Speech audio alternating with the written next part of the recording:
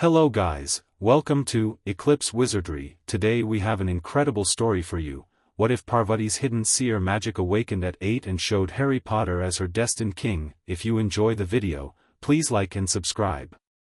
Let's get into it.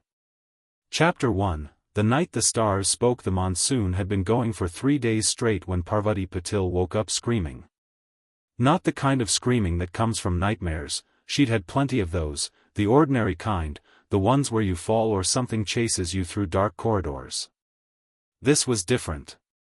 This came from somewhere behind her eyes and beneath her ribs simultaneously, like something had been sleeping inside her chest her entire 8 years of life and had just decided, without warning, without permission, to wake up. Her mother was in the room before Parvati had finished the first scream. Paru, Paru, look at me, Beta, look at me, but Parvati couldn't look at anything.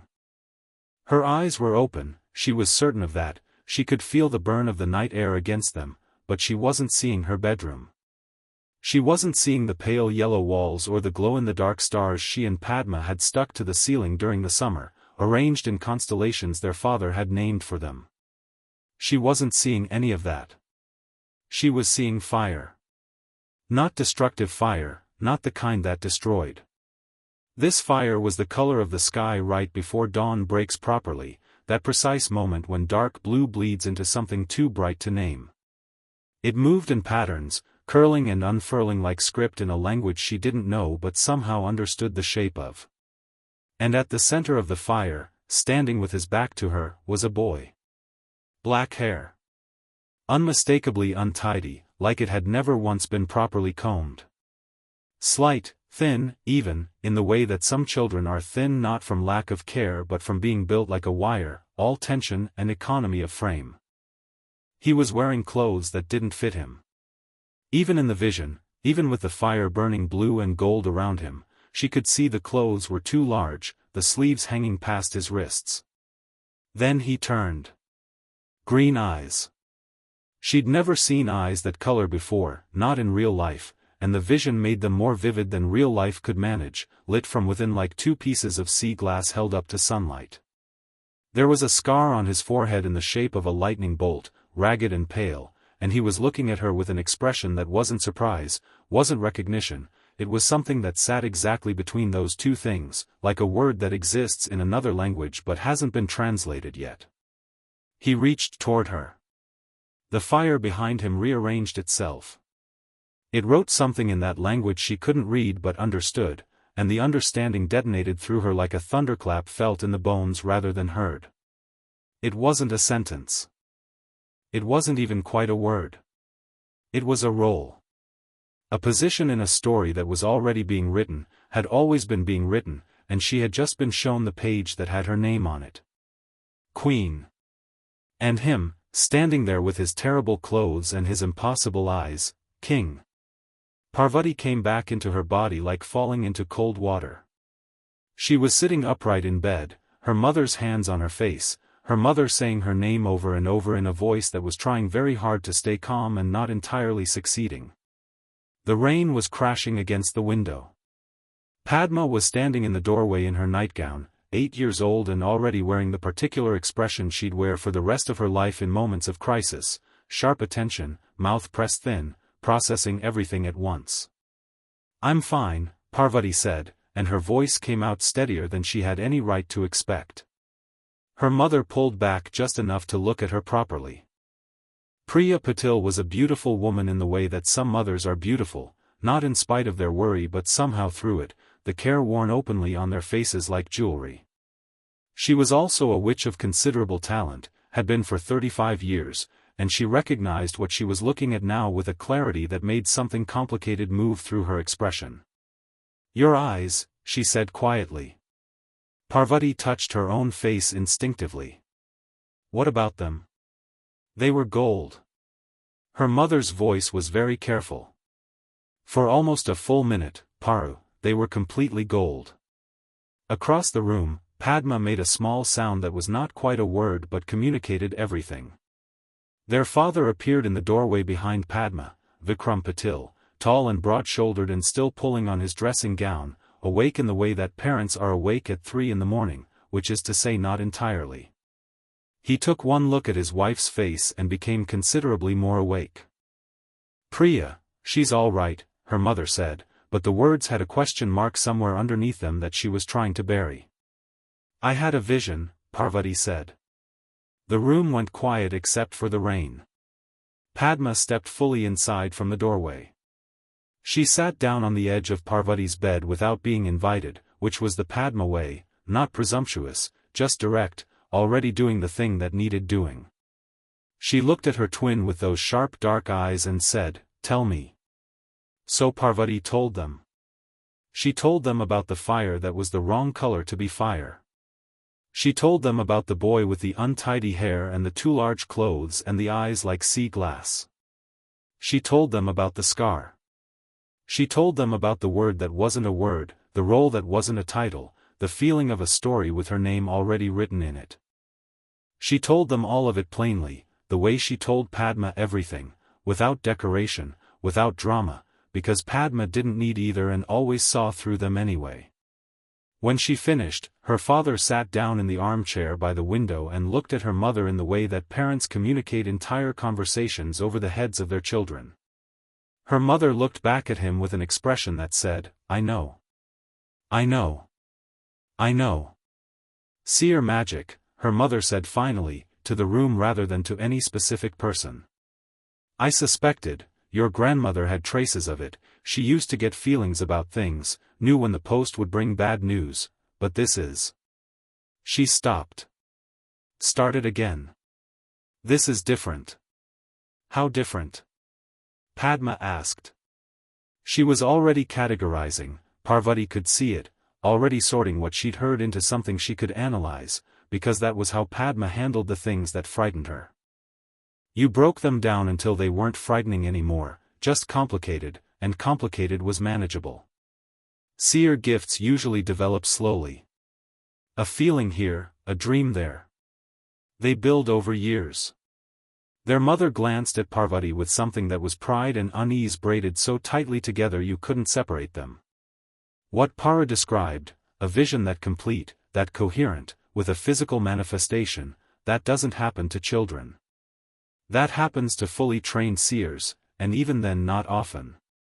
"I'm 8, Parvati said, somewhat unnecessarily. "Yes," her mother agreed. "You are." Rain against the window. Thunder, distant, moving away. "The boy," her father said. He was looking at his hands. "Did you recognize him?" "No."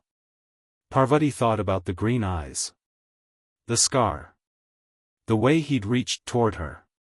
"But I'll know him when I see him."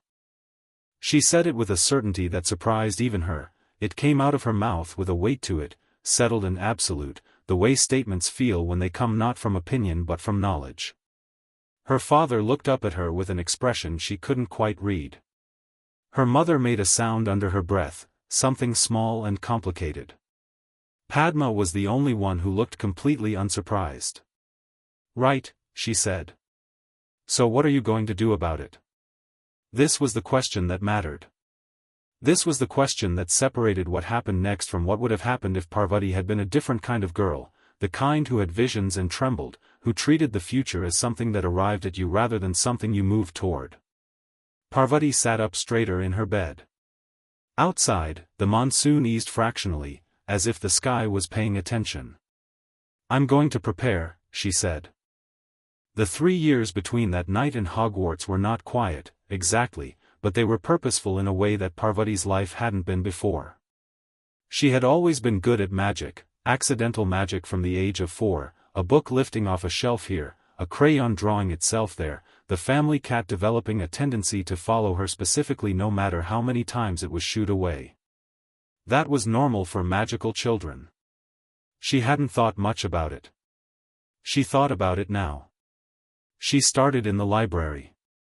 Their family had a proper magical library, built into the east wall of the house in a room that smelled of paper and cedar and something else, something that wasn't quite incense but wasn't quite not incense either, warm and particular to that room only. Her father's books lined the shelves along with some of her grandmother's, leather-bound and fading, titles in both English and Hindi, and one entire shelf in Sanskrit that her father had always meant to get translated and never had. Parvati started with the Sanskrit shelf. She couldn't read Sanskrit. But she sat with the books in her lap and let her fingers rest on the pages and found that something in her understood the pattern of the letters even if her brain didn't, the way you can sometimes understand the emotional content of music in a language you don't speak. She spent 4 months with those books. By the end of it she could read Sanskrit, not fluently, not correctly, but well enough to understand what she was reading, which her father said was extraordinary and her mother said was slightly alarming, and which Padma said was showing off, but with a grin that meant she was secretly impressed. The Sanskrit shelf was largely concerned with 2 things, astronomical magic and prophetic tradition. This turned out to be exactly what Parvati needed. The tradition of seers in Indian wizarding culture was old, considerably older than the British magical tradition and considerably less institutionalized. There was no divination class, no crystal balls, no tea leaves. The Indian tradition treated seer gifts not as a separate discipline but as an extension of elemental attunement, the idea being that seers didn't see the future so much as they read the deep pattern of what already existed, the way currents of ocean already exist before the ships that will follow them. The magic involved was not passive. It was not sitting and waiting for visions to arrive. It was active, directed, disciplined, more like learning to tune an instrument than like learning to interpret static. Parvati read all of this with the focused intensity of someone who already knows the information is important, who is reading not to learn but to remember. She also, quietly and with minimal fuss, began practicing. Not divination. Divination was the surface of it, the parlor trick version, the thing her classmates would eventually learn in a tower classroom from a teacher who smelled of sherry. What Parvati practiced was harder and stranger than that.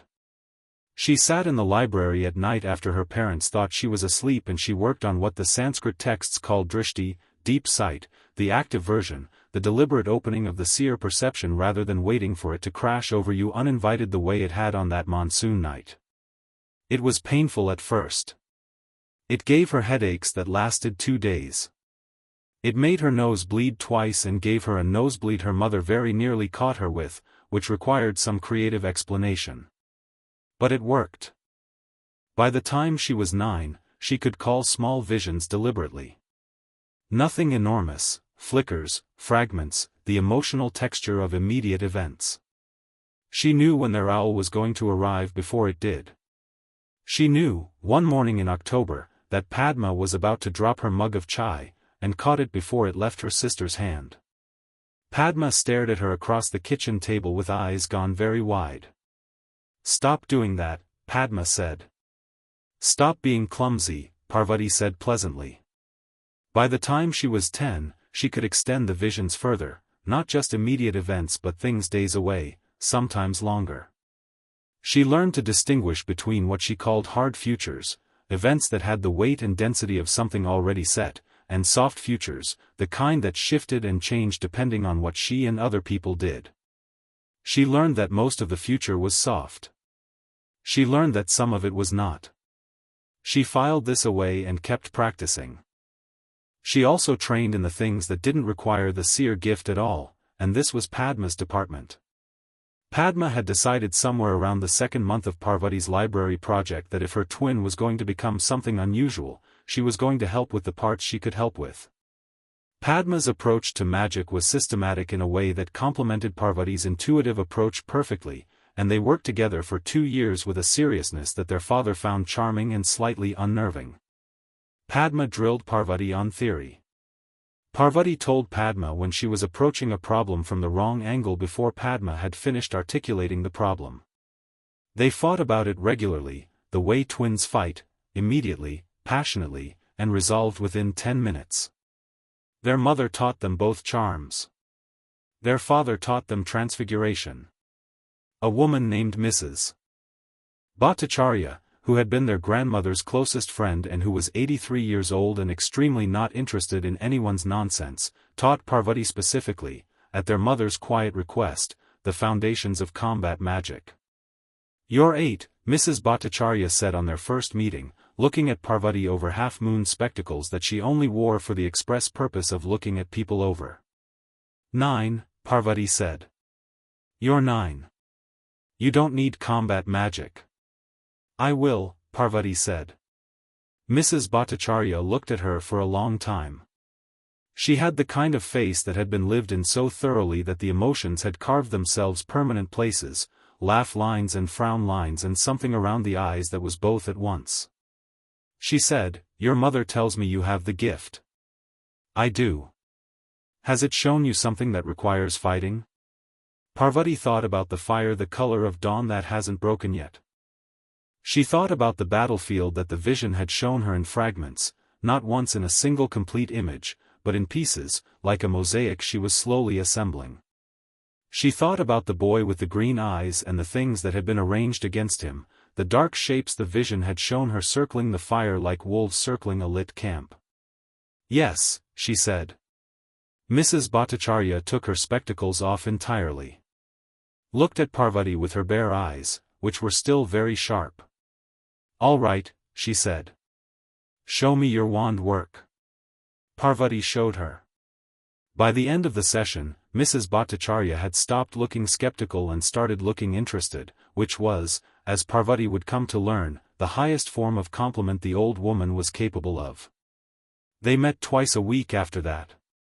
Defensive magic first, shielding, deflection, the art of making attacks slide off rather than absorbing them, which was, Mrs.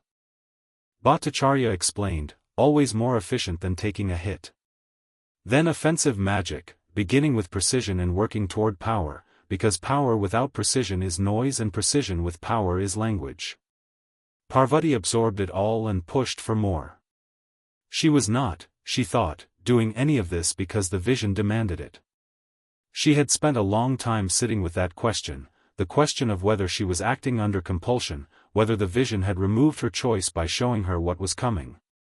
She'd come to her conclusion sometime during her second year of training, sitting in the library with a cup of tea going cold beside her and one of her grandmother's journals open in her lap. The vision hadn't told her to prepare. It had shown her a possibility, vast, vivid, more real feeling than anything she'd experienced outside of it, but still a possibility. It was her decision to lean toward it. Her choice to train, to learn, to become capable of standing in that fire rather than being consumed by it.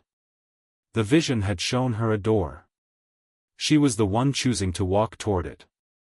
That distinction mattered to her. It would keep mattering.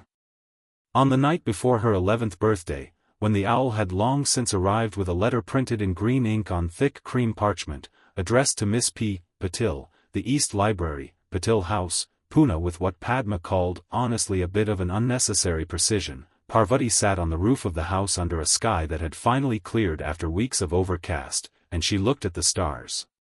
She could feel the vision the way she could feel her own heartbeat by now, always present, always underneath everything else, the base note of her life. She'd had dozens more visions since the first one, fragments assembling into a clearer picture, a story with a shape she could almost make out in its entirety. She knew things. She knew terrible things and extraordinary things and things that broke her heart and things that made her want to laugh.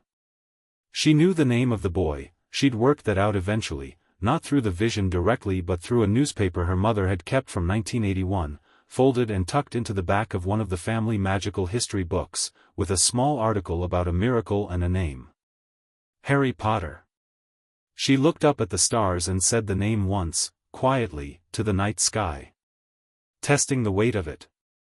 It wasn't a romantic thing, or not only that, not at 11 years old, it was something more fundamental, the feeling of confirming a coordinate. There. That is the point on the map. Are you talking to the stars again? Padma said from behind her. Parvati didn't turn around. They answer back sometimes. Padma climbed up through the roof hatch and settled beside her, pulling her knees to her chest. She'd been doing this for 3 years, appearing whenever Parvati was up here, sitting with her without asking what she was doing. Padma didn't need to ask anymore. She understood the shape of it even if she didn't share it. Tomorrow, Padma said. Tomorrow, Parvati agreed. Hogwarts. Hogwarts. A comfortable silence. Somewhere below them, their parents were doing the last-minute panic about luggage that had been happening in various forms for 2 weeks, despite the fact that both trunks had been packed and repacked so many times that the clothes inside had developed opinions about their folding. Parvati could hear her father's voice raised in gentle argument and her mother's voice raised in less gentle counter-argument, and the familiar shape of a conversation that was really just love with its elbows out. "Do you think he'll be what you expect?" Padma asked. Parvati thought about green eyes and untidy hair. About a boy standing in fire, reaching toward her. About the vision's certainty and her own certainty, and the question of whether those two things were the same or just neighbors. "I don't have expectations," she said. "I have a picture. He might be completely different in 3 dimensions. He might be awful. He might be." She didn't believe this, but it was honest to say it was possible. "But I don't think so." Padma was quiet for a moment. "You know, I think the Seer thing is," she stopped. Padma had a habit of starting sentences about the Seer gift and stopping them before the end, not from reluctance to disagree but from the fact that she hadn't quite resolved the disagreement into a form she was satisfied stating yet. Parvati waited. "I think it's real," Padma said finally. "Obviously it's real. I've watched you for 3 years, I know it's real. I just think you should be careful about building your life around a single image." "I'm not building my life around it," Parvati said. "I'm building myself up to it." "There's a difference." Padma considered this. "Fair point," she said. They sat in the dark for a while longer, the stars above them and the city spread out below them, and the last night of childhood doing what last nights do, holding still, or trying to, while everything underneath it was already moving. "I'm going to be in Ravenclaw," Padma said. "Obviously," Parvati said. "You'll be in Gryffindor." "I know." Padma looked at her. "Different houses. Different tables, different common rooms, different schedules." "I know." "Okay." A pause. "We'll still have classes together." "Mostly." "And meals," Parvati said. "And Hogsmeade. And every secret corridor in the castle, apparently. Father wrote down about 6 of them in his letter." Padma laughed, a real one, the kind she didn't give easily. "He's so proud of that letter. He's been composing it in his head since we were 5. He started a draft when we were 6. I saw it." "Of course you did." Padma bumped her shoulder with her own. "All right. Tomorrow. Hogwarts. Destiny, green eyes, chosen king, whatever." Parvati smiled. "Whatever." The Hogwarts Express left from King's Cross at exactly 11 o'clock on the 1st of September, and Parvati was on it with 12 minutes to spare, which was more stressful than it sounded given that finding platform 9 3/4 had involved their father striding toward a brick pillar with the confidence of a man who absolutely remembered how to do this and was not at all bluffing, while their mother walked calmly through 2 seconds later as if she'd done it yesterday. The train was extraordinary. Even knowing what she knew, having read everything she'd been able to find about Hogwarts in the 2 years since her letter, actually standing on the platform and seeing the scarlet steam engine was something different, louder and more vivid and more present than any description. Steam everywhere. Owls complaining. Students in robes spilling through carriage doors. The smell of the engine and the smell of autumn, and underneath it all the smell that Parvati recognized from her years of working with magical books, old magic, layered and deep, the scent of a place where spells have been cast for centuries. She hugged her parents goodbye quickly, because she was not going to cry on a train platform, and turned to Padma. Padma was not going to cry either. They faced each other with complete mutual understanding on this point. "Write to me," Padma said. "You first," Parvati said. "That's not how, you're going to have opinions about the sorting. You should write first so I know which of us was right."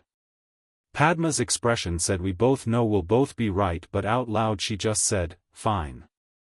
They didn't hug, they'd said goodbye in a way that mattered over breakfast, when no one was watching, but Padma put her hand on Parvati's wrist briefly, a contact that said everything the hug would have.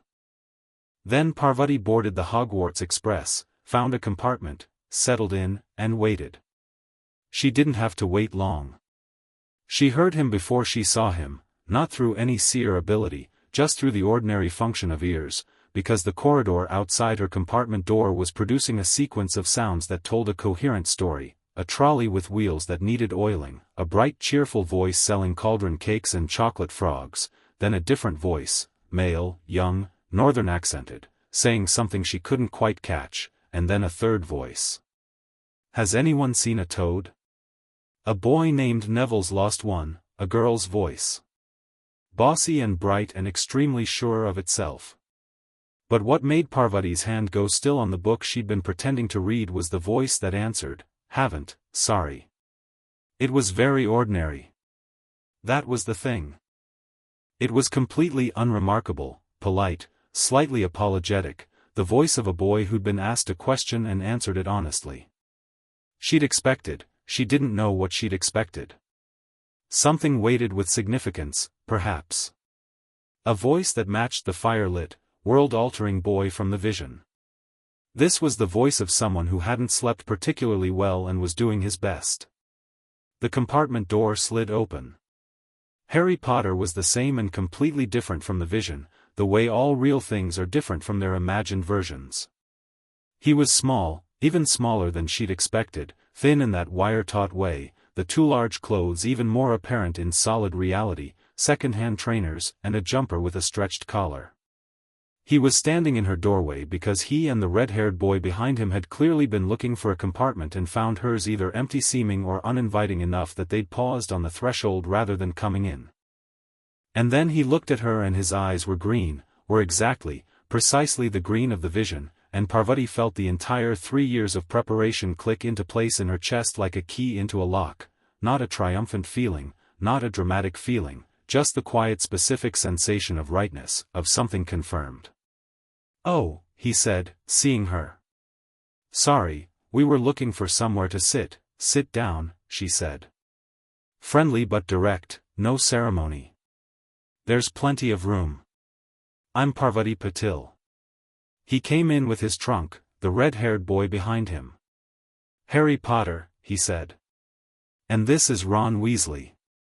Ron Weasley was broad-shouldered and freckled and clearly in the middle of trying to decide whether Harry Potter was famous in the specific way that a person was famous for doing something, which was interesting, or famous in the other way, which was strange. He'd obviously just found out and hadn't finished processing it. Parvati catalogued all of this in 3 seconds and stored it. "I know who you are," she told Harry, and something moved in his expression, a familiar wariness, the expression of someone who'd been recognized before and didn't love it. "I mean, I've read the history," she added, because that was true and because it let him relax, which he did, visibly. "I didn't grow up here. India. My parents told me about, well, everything." "Right," he said. He was sitting now, across from her, and he was looking at her the way she imagined he'd been looking at everything today, with a kind of careful attention that tried to look casual and didn't quite manage it. Like someone who'd learned to watch things carefully because that was what kept you out of trouble. She recognized that, too. She'd seen it in enough fragments of vision. Ron said, "You don't have an accent." "Ron," Harry said. "What?" She said she's from India. I've lived in England since I was 4, Parvati said pleasantly. "My father's job. We kept the house in Pune for summers." She paused. "You've got something on your nose." Ron touched his nose, alarmed. There was indeed a small smear of something that was probably chocolate frog on the side of it. Harry looked quickly out the window to hide a smile. Parvati looked at him for exactly as long as was natural and then opened her book again.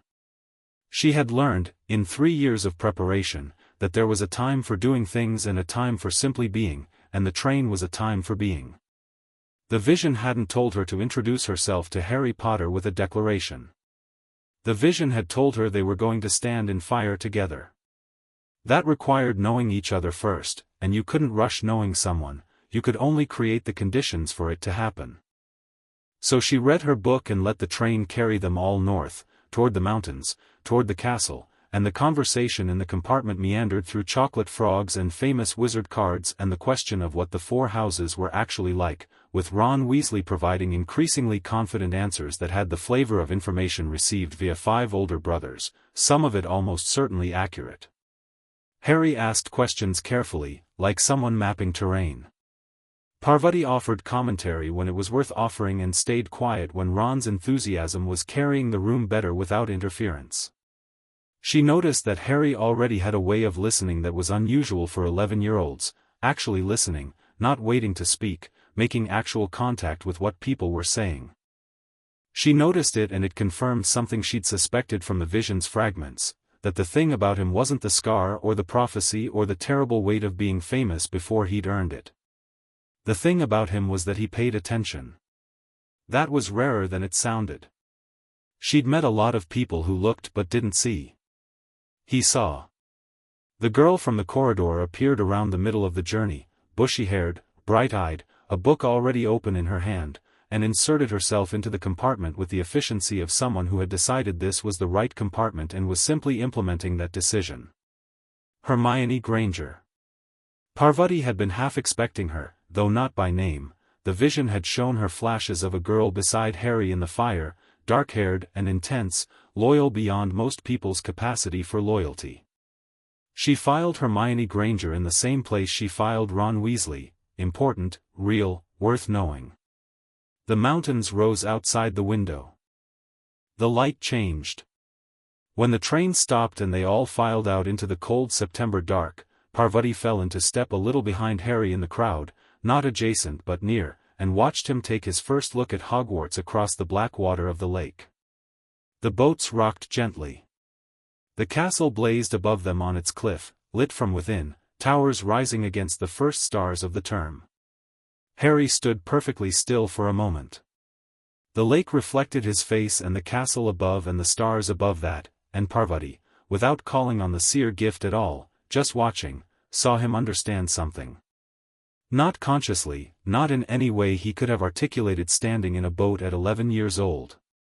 But the expression on his face changed into something she recognized from the vision, recognition. The feeling of arriving somewhere you've always been going, even if you didn't know it. She looked away before he could feel someone watching him. Looked up at the castle herself and let herself feel it properly, the age of it, the deep-settled magic of a place that had been built with intention and maintained with care, centuries of students and spells and laughter and grief all absorbed into the stone. She was here. She was ready. The boats moved across the water and the castle rose above them and somewhere ahead, in the current of everything that was already in motion, the story was continuing exactly as it had always been going to.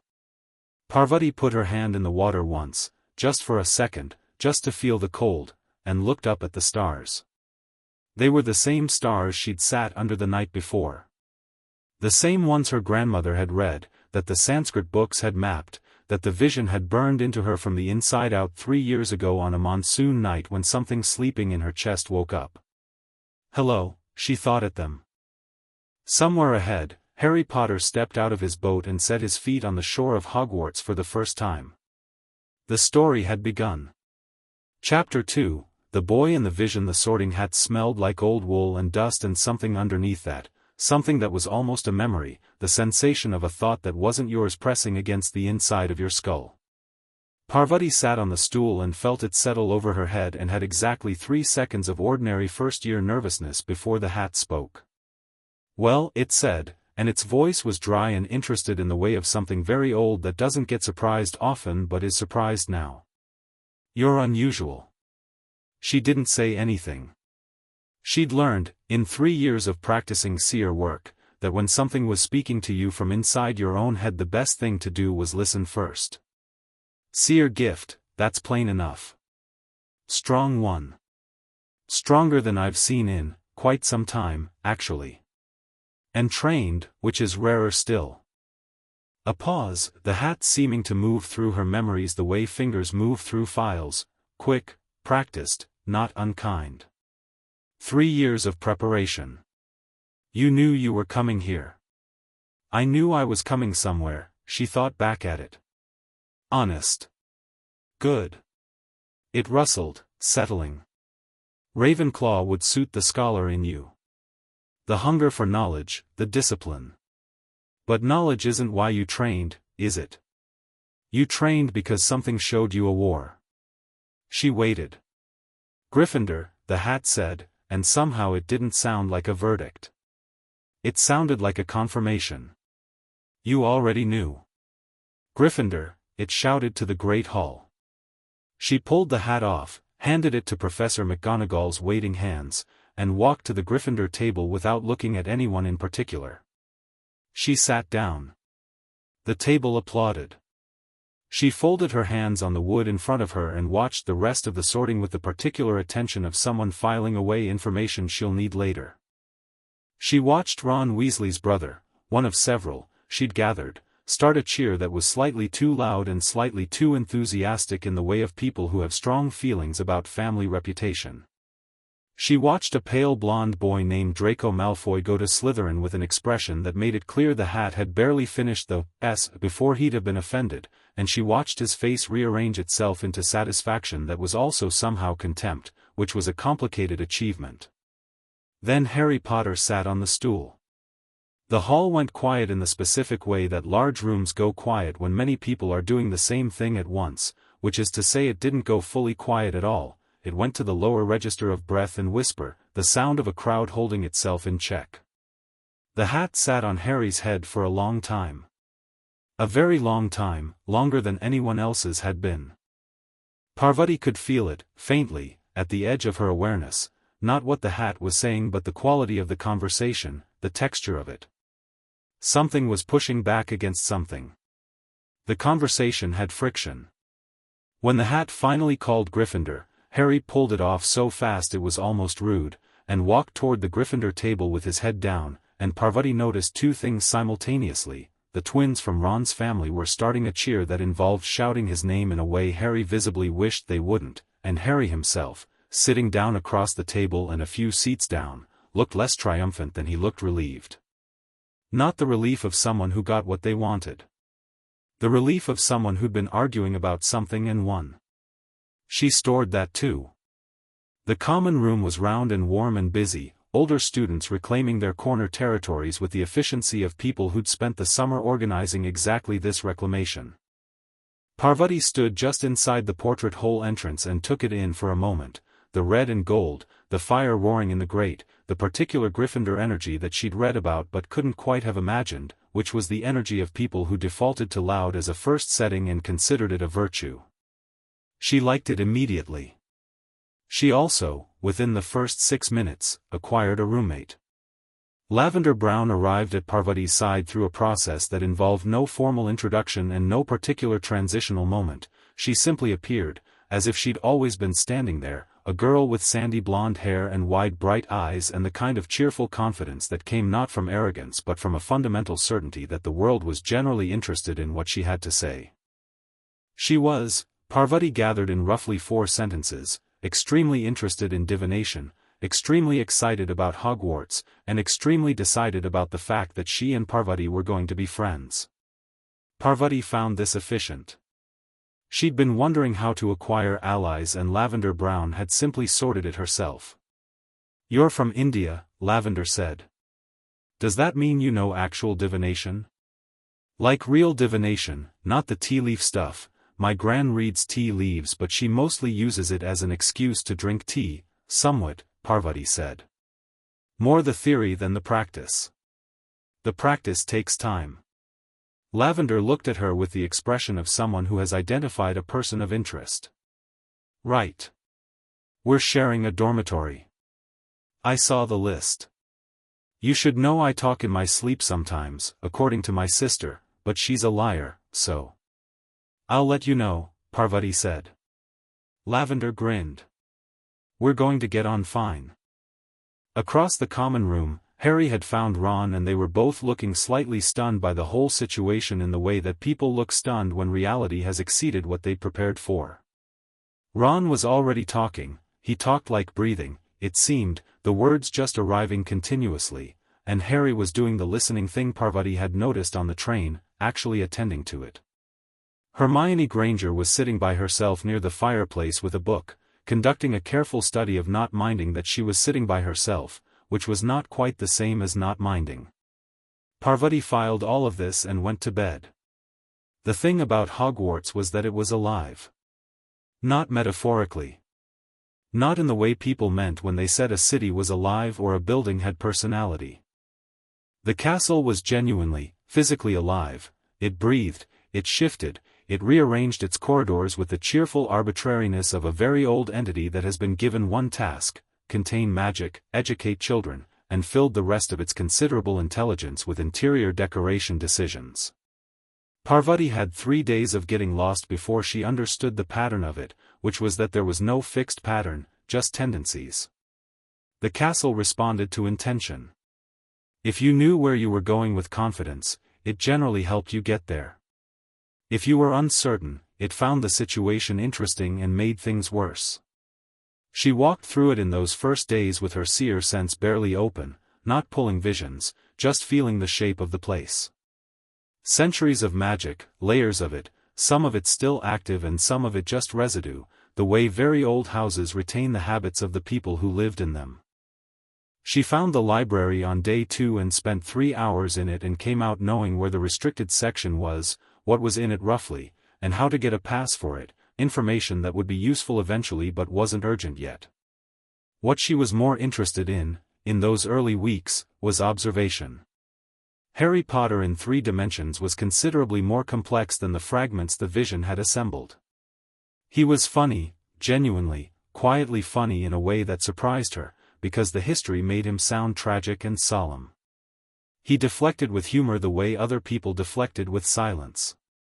He was also, she noticed, almost completely without vanity, which in a school where half the students either knew who he was before they arrived or found out within the first 36 hours, was somewhat remarkable. He didn't perform his famousness. He seemed actively inconvenienced by it.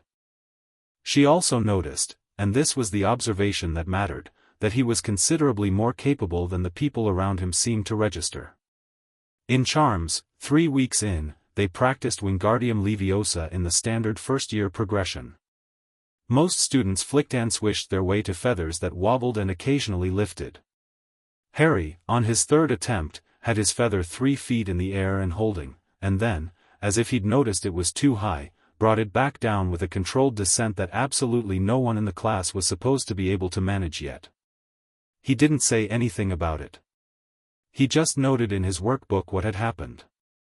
Professor Flitwick gave him 5 points for Gryffindor and 17 different kinds of excited commentary. Harry looked mildly embarrassed. Parvati caught his eye across the classroom. She'd arranged to sit diagonal from him in most classes, close enough to note without being so adjacent that it became conspicuous. He looked at her and she raised her eyebrows a fraction, a question: "Did you know you were doing that?" He looked at his feather, then back at her, and something in his expression said, honestly, a bit, yes. She almost smiled. Didn't, quite. She went back to her own feather, which was already at the ceiling, and brought it down so as not to be annoying about it. In October, Parvati had her first clear vision at Hogwarts. She was in the library, the good table in the back corner where the light from the window caught the page at the right angle, and she was doing transfiguration homework that she could have done in her sleep, and the vision arrived without the thunderclap quality of the first one but with considerably more detail. It lasted perhaps 40 seconds. It showed her a bathroom. A girl with bushy hair, alone, crying into a sink. The specificity of the misery, the particular kind of lonely that comes from being in a new place and feeling like the wrong shape for it. Then a corridor, a smell, something enormous and wrong moving through the castle. The girl, still in the bathroom, unaware. The ceiling shaking. She pulled out of the vision and sat still for a moment, hands flat on the table. The homework could wait. She thought about what she'd seen carefully. The girl was Hermione, she was certain of that, the bushy hair, the posture. The thing moving through the corridor smelled like rot and old water and something reptilian. She didn't know the specifics yet, but the general shape was clear enough. Something was going to come through this castle during some sort of event, and Hermione was going to be alone and in danger. She didn't know when. The vision hadn't been timed. She tucked the information away and watched. She also, over the next 2 weeks, made a point of sitting near Hermione in classes. Not forced adjacency, nothing that would read as strange, but available proximity. Hermione, she discovered, was comprehensively easy to like if you met her on the right terms, which was the terms of someone who was also serious about learning and not threatened by intelligence. Parvati was both. Hermione warmed to her gradually, in the Hermione way, which involved several extended discussions about whether divination was a legitimate academic discipline. It wasn't, in Hermione's view, and Parvati found her arguments interesting even when she disagreed with them. And one significant moment in the library where Parvati solved a transfiguration problem Hermione had been working on for 20 minutes in about 30 seconds, after which Hermione looked at her with the expression of someone revising an assessment. "How did you see that?" Hermione asked. "I looked at it differently," Parvati said, which was true and also not the complete answer, but it was enough. The complete answer was that she'd felt the problem solution the way she felt most things, through the seer sense, which wasn't just about time and future but about pattern, about the deep structure of things, about seeing what was really there rather than what appeared to be there. Transfiguration was essentially applied pattern recognition. Once you understood that, it simplified considerably. She wasn't going to explain all of that in the library over homework. But she noted that Hermione Granger, when she revised an assessment, revised it completely and without defensiveness. She liked that. Harry, meanwhile, had achieved a kind of quiet celebrity at Hogwarts that he clearly found burdensome. People looked at him. People whispered. People did the thing where they stared and then looked away very fast when he glanced at them, which was a form of interaction that appeared to make him tired. He moved through it with the patience of someone who has simply decided to endure a persistent inconvenience, the way you endure noise from a neighboring flat. You can't stop it, so you stop reacting to it. What he didn't do was shy away. She noticed this. When people actually spoke to him directly, he responded directly. He didn't hide. He just didn't invite the attention, which was different. She liked that distinction. She was beginning to think the vision had been accurate about more than just his eyes. "I don't understand," Lavender said, lying on her bed with Parvati's transfiguration note spread around her in a radius, "why McGonagall doesn't just show us, instead of explaining forever." "She does show us," Parvati said. She was sitting cross-legged on her own bed with the Sanskrit astronomy text she'd brought from home, which she read when she needed to think, its presence more comforting than its content. "You're not watching. You're waiting for her to stop talking so you can try." Lavender considered this. "That's possibly accurate. What are you reading?" "Old text. Astronomical magic theory." "In another language?" "Sanskrit." Lavender stared at her. "You read Sanskrit?" "Somewhat." "Parvati." Lavender sat up and the transfiguration notes slid to the floor in an avalanche she completely ignored. "How are you doing in transfiguration?" "Fine. I saw your last assignment. McGonagall gave you outstanding." "She did. With a note. She never writes notes." The note said, "Lavender did an extremely good impression of McGonagall's handwriting. Miss Patil demonstrates an unusual intuitive understanding of material properties. Excellent work. That is not how McGonagall talks about first years." "I've had good preparation," Parvati said. Lavender flopped back on her bed and stared at the ceiling. "Are you going to be one of those people who's just good at everything?" "No," Parvati said. "I'm not good at potions." This was true. Potions was the one subject where her seer sense as pattern recognition ran into the immovable object of Professor Snape, who taught in a style specifically designed to make intuitive learners doubt their intuition.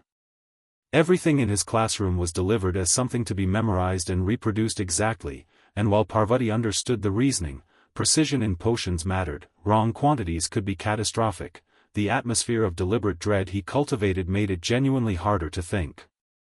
She could do the work.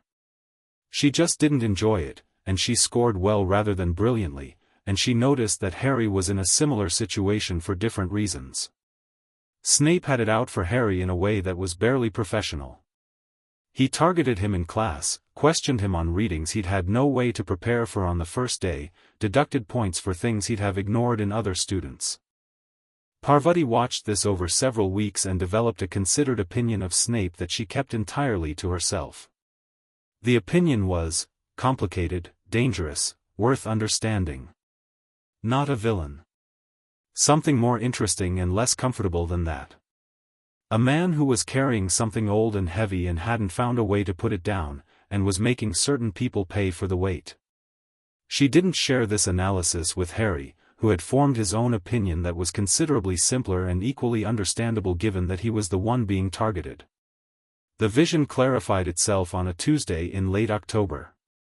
Parvati was in the middle of a charms lesson and the vision arrived without warning, not a full one, just a flash, the kind that had become familiar over years of training. She gripped the edge of the desk, breathed through it, and took in what it was showing her.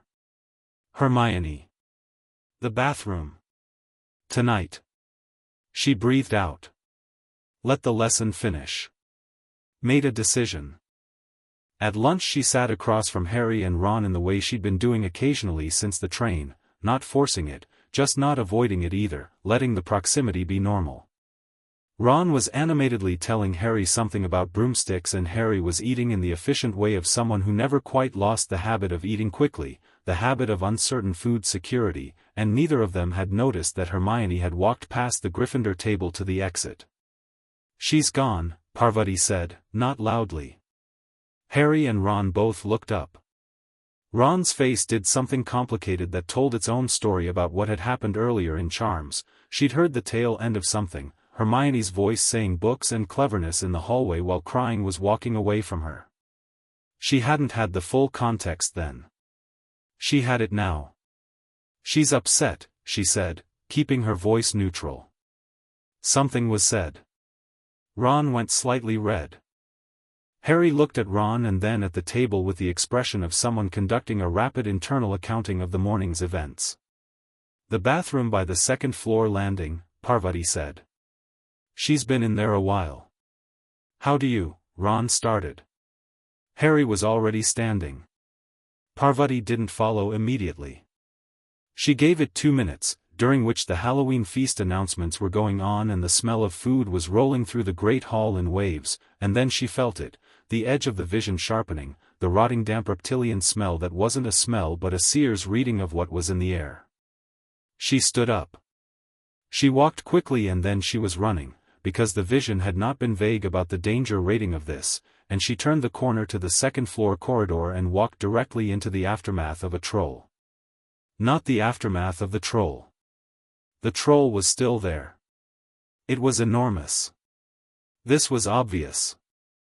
But the genuinely striking thing, standing in the corridor at 11 years old and seeing something 12 feet tall with skin like gray stone and a club the size of a small tree, was that it was also stupid. It moved with the lumbering purposefulness of something that solved all its problems with the club and hadn't needed to develop any other strategy because the club kept working.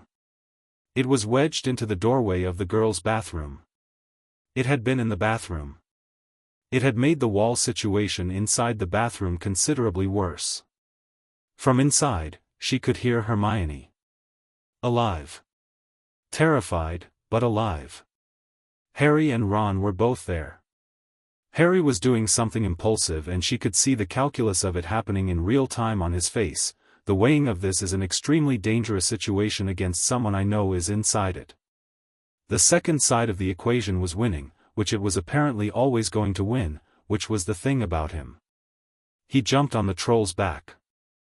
Parvati cast her shield charm on Hermione's position, not on Harry, because Harry was on the troll and she'd have to move the shield to track him and keeping it stationary over the bathroom door was more efficient. She did it without announcing it and without anyone noticing, which was fine. The work mattered, not the credit. Ron, she noticed, was in a state of focused panic that was channeling itself into his wand with better results than she might have expected from someone who'd managed Wingardium Leviosa inconsistently at best. He looked at Harry hanging from the troll's neck, looked at the troll trying to reach back and grab Harry, and something in his face that was mostly terror became, for a moment, very clear. He did a proper Wingardium Leviosa. The club went up. The club came down. The troll collapsed. Harry rolled free. The dust settled. A moment of absolute silence in which all four of them, Harry, Ron, Parvati, and Hermione emerging from the ruins of the bathroom cubicle, processed the fact that this had worked. Then Hermione said, in a very small and very precise voice, "The teachers are coming." She was right. The teachers arrived in a clatter of robes and urgency and McGonagall's face in its full terrifying configuration, and the explanations began, and what happened in those explanations was interesting.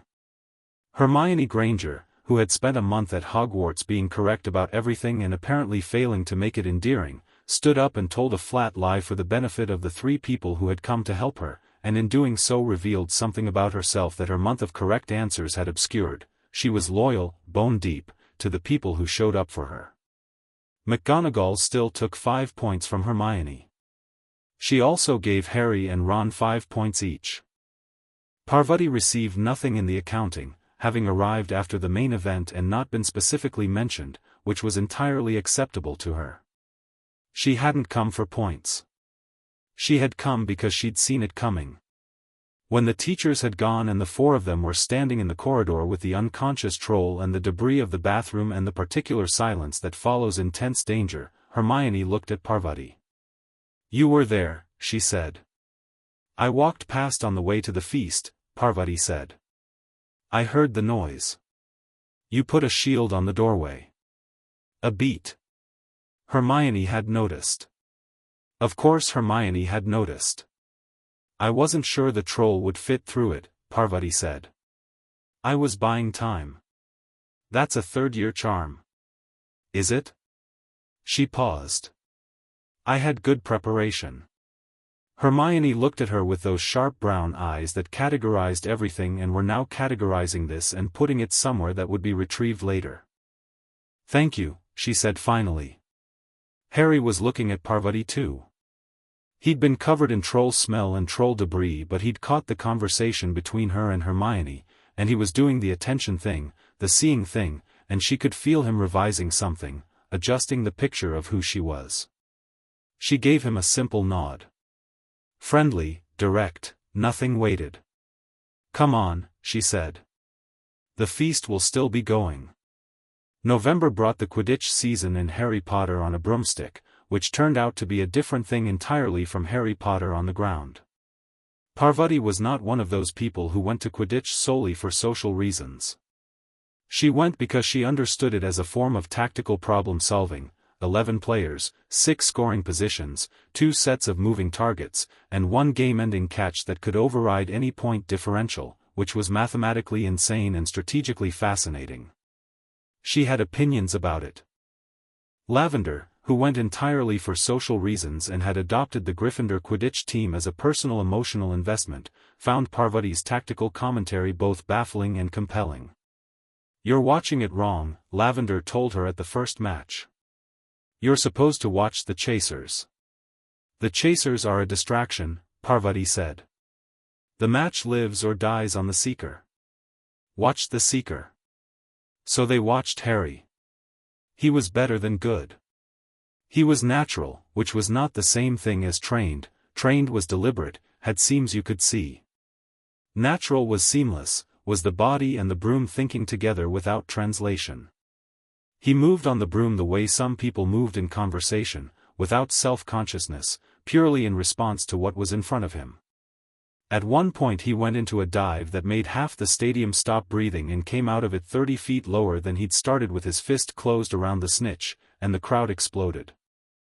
Parvati applauded properly, not in the Lavender way of screaming his name and jumping up and down, but genuinely. She was genuinely impressed, and she let herself show it. The Seer sense was showing her a fragment, Harry on a broom in harder skies than these, in weather that wasn't sport weather, chasing things that wouldn't stay caught. She looked at the fragment, acknowledged it, and returned to the present. Then she noticed that Harry, circling the pitch in a victory lap while the crowd cheered, looked up at the stands in the general Gryffindor direction and caught her eye among all the others in the section, which was, she thought about this later, lying in bed while Lavender talked in her sleep exactly as her sister had claimed, interesting. Not the Scar-famous boy basking in famous boy attention. Just a person, checking who was watching, noticing her specifically. She filed it carefully. December arrived and the school emptied out for Christmas break, most students going home, the castle becoming quiet in a way that suited Parvati. She stayed. Padma stayed too, which had been arranged over the first weeks via a letter exchange that had covered comparative analysis of Gryffindor and Ravenclaw teaching styles, whether the moving staircases were a design feature or a design flaw, Padma, flaw, Parvati, feature, and the question of whether Parvati had met Harry Potter yet and how that had gone. Padma's letter on this subject, well? Is he the vision? Does he live up to fire and prophecy and whatever else you've been building it up to be? Parvati's response, he's better than the vision. The vision didn't account for the sense of humor. The Christmas break gave her and Padma the castle nearly to themselves plus a small collection of other students who'd stayed, including Harry and Ron. Padma met Harry over breakfast on Christmas morning. Parvati watched the meeting with the particular interest of watching two people she cared about encounter each other, and Padma was completely herself, which meant she was direct and slightly challenging and didn't adjust her presentation for anyone. Harry was direct back, which meant they got on in the way of two people who don't need to perform for each other. He's good, Padma said that afternoon, sitting with Parvati in the library while snow fell outside the tall windows. Not what I expected. What did you expect? The famous boy. The weight of it. Padma gestured. The performance. He doesn't perform. No. Padma considered. He just is. She stopped. It's actually more impressive than if he were performing. Anyone can learn to perform. Parvati looked at the snow. Yes, she said. You like him, Padma said. I've known him for 4 months. You like him anyway. He's easy to like. A pause. When he lets you see him properly. Padma was quiet for a moment. The vision. Still yes. Still everything it was. More, now that it's attached to an actual person. She looked at her sister. I'm not pursuing a prophecy. I'm just keeping the direction I'm pointed in. The direction being toward him. Toward whatever's coming. She held Padma's gaze. Toward being there when it matters. Padma accepted this with the nod she gave things she'd decided to trust even without fully understanding. It was the thing Parvati loved most about her twin, the willingness to trust what she couldn't explain, in the person she trusted absolutely. All right, Padma said. Just don't get killed before I see how it turns out. I'll do my best. January. The castle full again, the new term beginning, and something Parvati had been aware of at the edge of her seer sense for weeks sharpened into something she could almost name. There was something wrong in this castle. Not wrong in the way of a troll or a first year's accidental magic going sideways, wrong in the way of intent. Something was here that wanted something, and the wanting had weight and intelligence behind it. She'd been feeling it since October, filed it, watched it, and in January it began to cohere. She also noticed, in January, that Harry had begun going somewhere at night. Not her business, technically. But when the seer sense told you that the boy in your vision was moving towards something that had the quality of danger with intent, it became your business. She didn't follow him. She sat with what she knew and what she suspected and she added it up. The mirror she'd caught a reflection of in a vision fragment, ornate, taller than a person, showing something that wasn't the room it was in.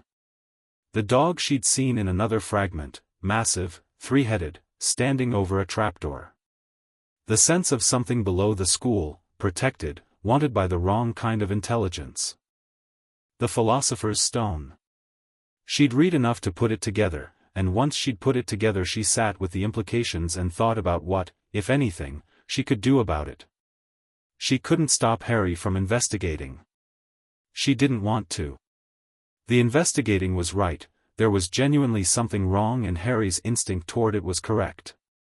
What she could do was make sure that when it came to the breaking point, and it would break, the hard future told her it would break, he was in the best possible position. So in February she started pushing him. Not obviously. She did it in the margins of their existing proximity, in charms, when they were paired for practice, she pushed the exercises past the required standard and let him push back. In the corridors, when their paths crossed naturally, she asked questions about what he was thinking rather than telling him things, because the best kind of preparation was the kind people did themselves. She told him once, over a Tuesday breakfast when they happened to arrive in the Great Hall at the same time, that his lateral thinking in defense against the dark arts was better than his direct approach. He looked at her curiously. How do you figure? Quirrell throws theory at you and you try to match it directly. But you're better at coming at things from an angle. She paused. The troll. You didn't fight it head-on. You got on its back and redirected it. That was mostly desperation. Desperation and strategy are related. You pick strategy up faster under pressure. She held his gaze. You should know that about yourself. He was looking at her with the particular expression she was beginning to identify as his actually processing this expression, not the polite listening face but the genuine attention, the thing that came on when something landed. You think about things like that, he said.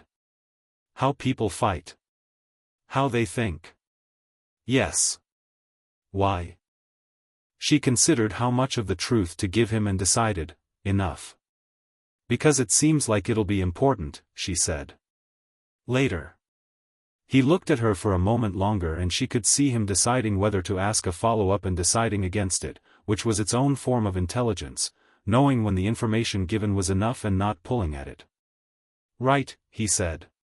He poured himself juice and she poured herself tea and they sat in the early morning quiet of the Great Hall for a few minutes, side by side, not saying anything, which was unexpectedly comfortable in the way that only certain kinds of company produce, the kind that doesn't need constant maintenance. She thought, you're going to go after whatever is under this school. You're going to do it because your instincts are right and because you care and because you can't not. And I can't stop that and I wouldn't if I could. She didn't say any of that. She sipped her tea. You're good at charms, he said. Better than good. I had good preparation. He tilted his head. You keep saying that. It keeps being true. He almost smiled. Not quite, a ghost of it, the one that appeared before the real one when he wasn't sure whether something was funny or something else. Mysterious, he said. It wasn't quite a joke but it had a joke's energy. You have no idea, she said, and this time she did smile, and he did properly, and the morning went on around them. She was building something. She could feel it in the way you can feel the shape of a structure before you can see it, the way the air changes around something rising. It wasn't romantic, not yet, not at 11, it was more fundamental than that, the building of a bond that would need to bear weight. The kind of thing that couldn't be rushed or manufactured, that had to grow in the space between two people through accumulation of honest moments. She was accumulating. She was patient. And the vision, always present at the base note of things, hummed its steady confirmation that this was right, this was the direction, this was how the queen stands in the fire beside her king, not by appearing at the crucial moment, but by being there for all the ordinary moments that lead to it. The great hall filled up around them, students arriving in waves, the smell of breakfast rolling through the high-ceilinged room, and outside the enchanted ceiling the winter sky did its grey February thing, and Parvati sat with her tea and her plans and her patience and watched Harry Potter pour himself a second glass of juice with his left hand and read a charms textbook propped against the marmalade. She looked away before he could catch her looking. The term stretched ahead of them, long and full of what was coming. She was ready. Chapter 3. The shape of the war coming. The summer between first and second year arrived the way summers do when you're 12 and something important is unfinished, too long in some places and too short in others, stretched thin over the middle weeks when the novelty of being home had worn off but the return date was still too far away to count down to properly. Parvati spent it training. Not obsessively. She was 12, and 12 meant there were also hours spent in the garden with Padma arguing about nothing, and evenings watching television with her father who had developed strong opinions about British quiz shows, and mornings helping her mother in the kitchen where the cooking was its own kind of magic, the measured and confident kind. She was not a girl who lived only in her preparation. She was a full person who happened to also be preparing. But the training happened. Every morning, an hour before the rest of the house was awake, she was in the garden with her wand. Mrs. Bhattacharya had given her a progression to work through and she worked through it methodically, pushing each exercise until it cracked open into something more complex. Her shield charms had developed a quality her teacher called responsive. They didn't sit static but adjusted to the angle and force of what came at them, which was considerably more advanced than the standard version and required a kind of continuous low-level attention that she'd been building into muscle memory since she was 9. She also worked on the Seer practice. Deliberately, carefully, pushing the range of what she could see and for how long. By July she could hold a directed vision for almost 4 minutes, which was by any measure extraordinary, and she was beginning to understand the difference between seeing an event and understanding its context, beginning to see not just what but why and what it means for what comes after. This was when she started seeing Voldemort clearly for the first time. Not his face, she hadn't seen his face yet, not in any vision, because the visions showed her the things she needed to understand rather than a comprehensive briefing. What she saw was his quality. The texture of his presence in the events that were coming, the way he occupied the future like a stain spreading through water, not dramatic, not a monster in the fairy tale sense, but patient and cold and deeply, structurally intelligent. He was not going to return by accident. He was going to return because he had been planning his return with the single-minded application of someone who has decided that dying was an inconvenience to be corrected. She sat with these visions in the garden in the early mornings while the dew was still on the grass and the birds were still working through their morning repertoire, and she thought about what they meant, and she was afraid in the specific way that brave people are afraid, not paralyzed, just honest. The fear went into the training. She pushed harder. Padma noticed. Padma always noticed. "You're worried," she said one evening in Parvati's room, both of them on the floor with homework spread around them in the comfortable arrangement they'd used since primary school, the kind of working together that didn't require constant interaction. "I'm working," Parvati said. "You're working more than usual. You've been outside every morning before 6. A pause. "I can see the garden from my window." Parvati put down her quill. "What I'm seeing in the visions is getting clearer," she said. "The enemy. What's coming?" "Voldemort," Padma said, without flinching at the name, which was the Padma way. If it had a name, use it. Refusing to name things gave them more power than they deserved. "Him. The shape of it." She looked at her sister. "It's not going to be quick, Pads. It's going to be large. Long. And it's going to come through Harry."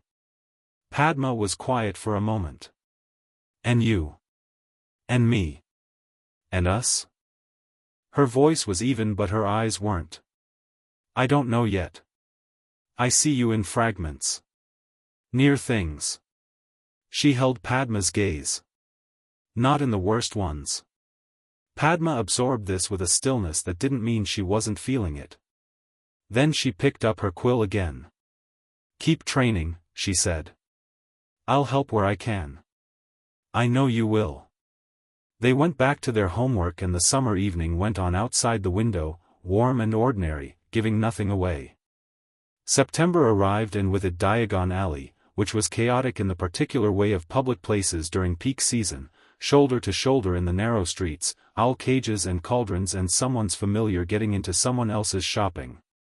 Parvati moved through it efficiently, shopping list in hand, and rounded a corner outside Flourish and Blots directly into the spectacle of Gilderoy Lockhart.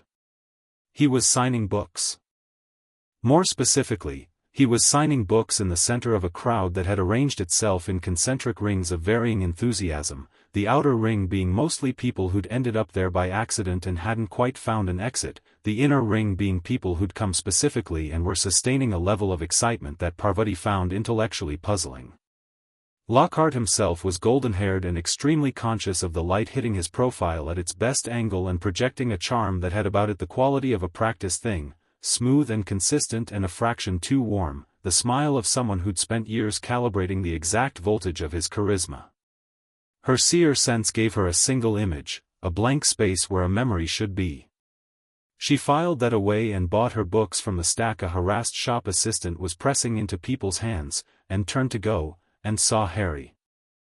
He was in the crowd too, not by choice, clearly swept in by the same tide that had swept everyone, and Lockhart had spotted him and was pulling him toward the front for what was evidently going to be a photo opportunity that Harry wanted approximately 0% of. The flash of a camera. Harry's expression during the flash was a masterpiece of controlled displeasure. Their eyes met over the crowd. Hers said, "This looks awful." His said, "It is awful." She raised a hand briefly, a small acknowledgement, a shared observation, and he almost laughed, which cracked the controlled displeasure into something more human, and then the crowd moved and they were separated. She walked out of the bookshop grinning to herself. The Hogwarts Express was different at the second time. The anxiety of first year, the newness, the not knowing, was replaced by familiarity, and familiarity at 12 has a pleasurable quality to it, the feeling of a place being yours. Parvati and Lavender found a compartment and Lavender talked the full journey about everything and Parvati listened and contributed and watched the countryside roll past and felt, underneath the ordinary pleasure of it, the hum of the vision intensifying the way it did when she was getting closer to the events it was showing her. Something was going to happen this year. Several somethings. The Chamber of Secrets was one of them. She'd seen it in fragments through the summer, the snake on the wall, the petrified students, the school filling with fear. She hadn't been able to see the center of it clearly, which told her it was shielded somehow, the kind of deep magic that didn't want to be looked at. What she could see was its periphery, the fear in the corridors, the injustice of suspicion falling wrong, the specific wrongness of a threat that came from inside the castle rather than outside it. She could also see Harry, in those fragments. Moving toward the center, as he always moved toward things, not because he sought danger but because the danger sought him and he decided that moving toward it on his own terms was better than waiting for it to arrive. She sat with all of this on the train and let the landscapes go by and said nothing of it to Lavender, who was talking about Lockhart's new book and whether he was as handsome in person as in his author photograph, which question answered itself rather quickly if you applied any critical thinking to either image, but this was not the moment for critical thinking about Gilderoy Lockhart's handsomeness. The moment for that was Lockhart's first defense against the dark arts class, which was so comprehensively awful that Parvati spent the first 20 minutes conducting a systematic revision of what she'd previously thought the word awful meant. He let the Cornish pixies out. This was the headline. But the thing about watching Lockhart attempt to manage the chaos the Cornish pixies immediately created was not the chaos itself. Chaos was chaos, pixies did what pixies did, this was manageable. It was watching Lockhart interact with the chaos and specifically watching his wand work, which had the precision and force of someone who had learned to look like they were doing magic without actually executing it competently. The disarming charm he attempted on a pixie had no backbone to it. She could see the magic fray at the edges. She ended the pixie situation herself, efficiently, one shield charm to contain the 3 pixies still at large, followed by a Immobulus that she delivered so quietly and calmly that Lockhart didn't notice it had come from her and spent 30 seconds congratulating himself before Hermione raised her eyebrows and looked at Parvati across the room. Parvati looked back with an expression that said, "Not worth the argument." Hermione, who had been about to say something, closed her mouth. They understood each other well now, better than Parvati had expected after only 1 year, the understanding built quickly between them, the shorthand developing fast. Hermione's way of showing she cared about someone was to treat them as seriously as she treated ideas, which meant no softening, no performance, and no patience for pretense. Parvati's way of showing she cared about someone was to pay attention, real attention, the full kind, which Hermione, who was not always received with real attention, noticed and valued. Harry had been trying to catch a pixie by the collar during all of this and had ended up hanging from the ceiling fixture for 30 seconds before managing to get down, and his expression upon landing was the expression of someone who has just added a piece of evidence to an ongoing case. "He's useless," Ron said, dropping into a chair and pushing his hair out of his face. "He's worse than useless," Hermione said. "Useless implies an absence of competence." "He's actively performing competence," Parvati said. "Which is more dangerous?" Harry looked at her. "How dangerous?" "He's our defense against the dark arts teacher for a year and he can't actually defend against anything. So." She picked up her bag. "We'll have to do it ourselves." She'd known about the writing on the wall before she saw it. The vision had shown her the words the night before, scarlet letters on grey stone, "The Chamber of Secrets has been opened. Enemies of the air, beware." It had also shown her Mrs. Norris, rigid and terrible, hanging from a torch bracket, and the circle of students that formed around her with their Halloween costumes and their candy and their faces going from festive to frightened in a series of stages. She'd gone to the Halloween feast anyway because not going would have required explaining why, and because the vision had also told her this was the kind of event that needed witnesses more than it needed interference. She stood in the crowd that assembled in the corridor and she looked at the wall and she felt, beside the ordinary dread of it, the deeper and more specific dread of recognition. This is the beginning of the thing I've been seeing since summer. Harry was at the center of the crowd in the way he always ended up at the center of things, not seeking it, just arriving there because the currents moved him that way. He was looking at Mrs. Norris with an expression she knew, the expression of someone who understands that the situation is about to become complicated for them specifically. She positioned herself near him in the crowd, and when Filch arrived and the accusations began and Dumbledore appeared and all the staff made their assessments and Harry stood in the center of it looking like a person being accused of something that hadn't occurred to him to do, she was simply there. Present. Near enough that when he glanced around in the way he did, checking, orienting, he could see her, and see that her face wasn't doing what some of the other faces were doing. She wasn't suspicious. She wasn't frightened of him. He met her eyes and she gave him a small, deliberate nod that said, "I know you didn't do it. Keep your head." Something in his shoulders eased fractionally. The dueling club was Lockhart's idea, which was the first thing wrong with it. The second thing wrong with it was that he'd asked Snape to co-run it, which was a pairing with the energy of asking a thunderstorm to co-run a pottery class. The third thing was the snake. Parvati had had a vision about the snake 2 days before the dueling club. The vision had shown her Harry, talking, or producing sounds that weren't quite talking in any language she recognized, and a snake on the floor of a classroom, and every person in the room moving away from Harry rather than the snake. She'd sat with this vision for a long time, longer than she usually sat with them, turning it over and looking at its edges. Parseltongue, she'd concluded. She'd read enough magical history to recognize it, rare, stigmatized, associated in British magical culture with dark magic and dark wizards so thoroughly that the association had become the fact.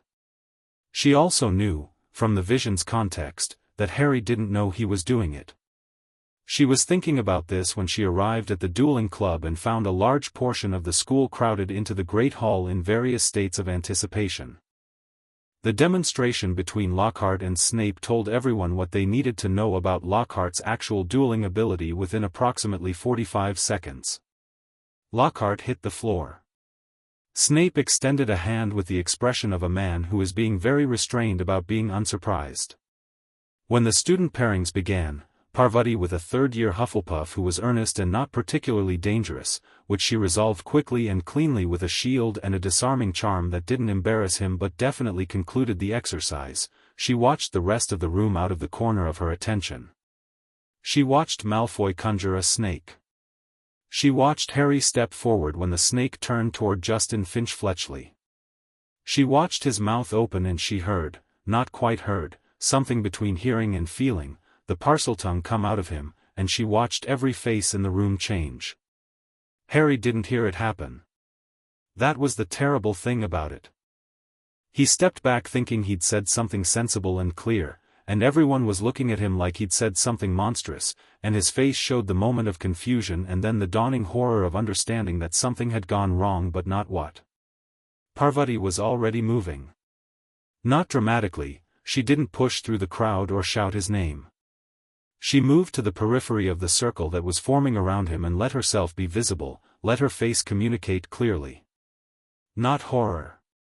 Not suspicion. Just, I see you. I'm here. Don't panic. He saw her. He saw her expression. Some of the horror in his face settled.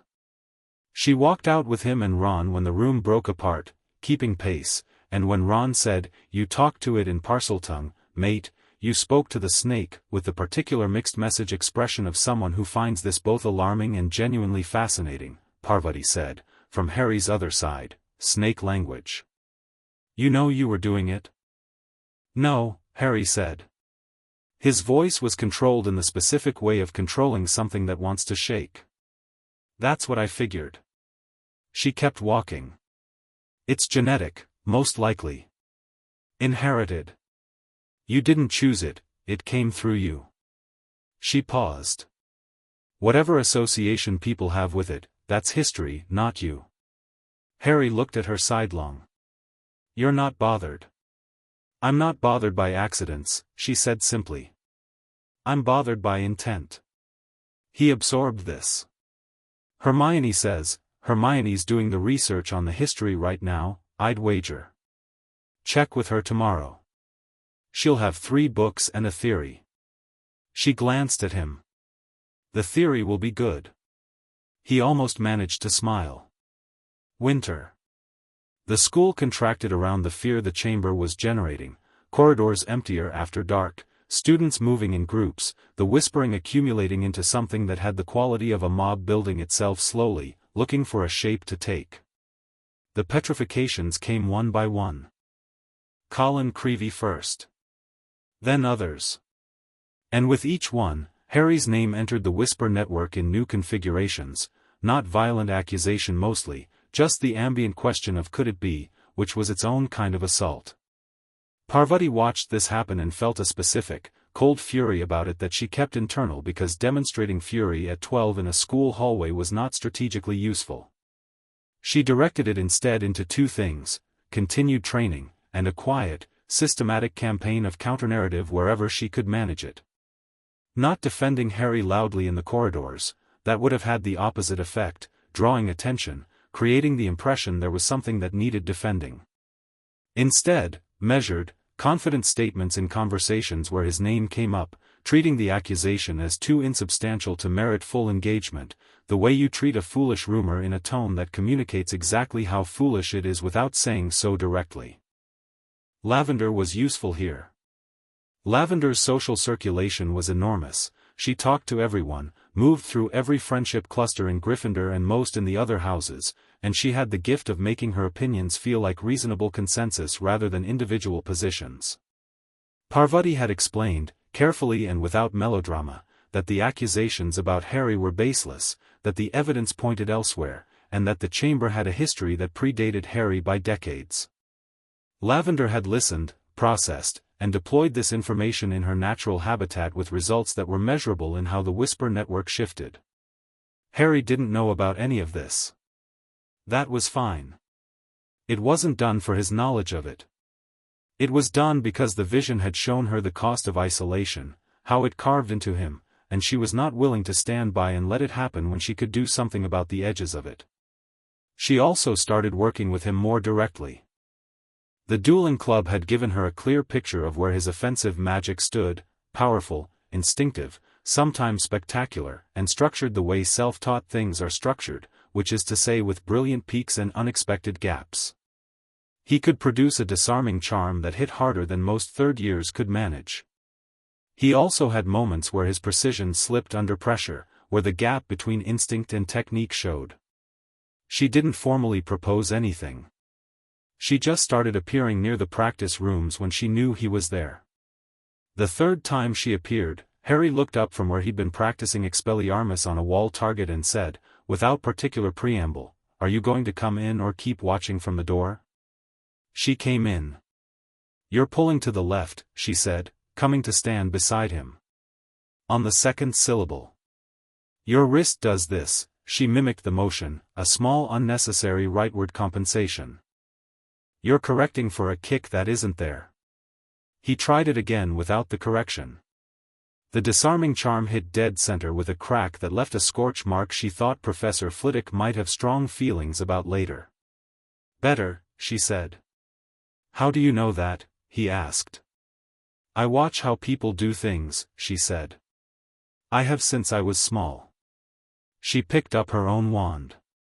"Try the shield now, from the follow-through. Don't reset between spells." He did. The transition was rough the first time, clean by the fifth. They practiced for an hour and said, in total, perhaps 45 words to each other, most of them technical. It was the most comfortable training session Parvati had had since Mrs. Bhattacharya, which told her something about Harry that the vision hadn't, that he learned in the same way she did, through doing, through the body understanding what the mind was being told, and that he didn't need constant verbal scaffolding to stay engaged. When they were done he leaned against the wall and said, with the directness that she'd come to recognize as his default when something had his full attention, "You're better than me." "In some things," she said. "Most things." "I've been training since I was 9, she said. "You've been at this since September." "Different conditions." He considered this. "Why did you start at 9? The question was direct and deserved a direct answer. She gave him the honest version, the abbreviated one, "Because something told me I should." He looked at her. "Told you?" "Yes." The pause that followed had quality to it. She could feel him deciding how far to take this, weighing the strangeness of what she'd said against everything he'd observed about her over the past year, the accumulated evidence of a person who was unusually prepared for things without being able to fully explain why. "The Seer thing," he said. She hadn't told him about the Seer gift. Not directly, not in so many words. But Harry, she was learning, made very precise inferences from very limited information when he was paying real attention, and he had been paying real attention for a year. She said, "Yes." "Right," he said, the way he said right when something confirmed a theory rather than surprised him. "That explains some things." "Which things?" "The troll. The dueling club. Just generally. Knowing things." She looked at him directly. "I don't always know things.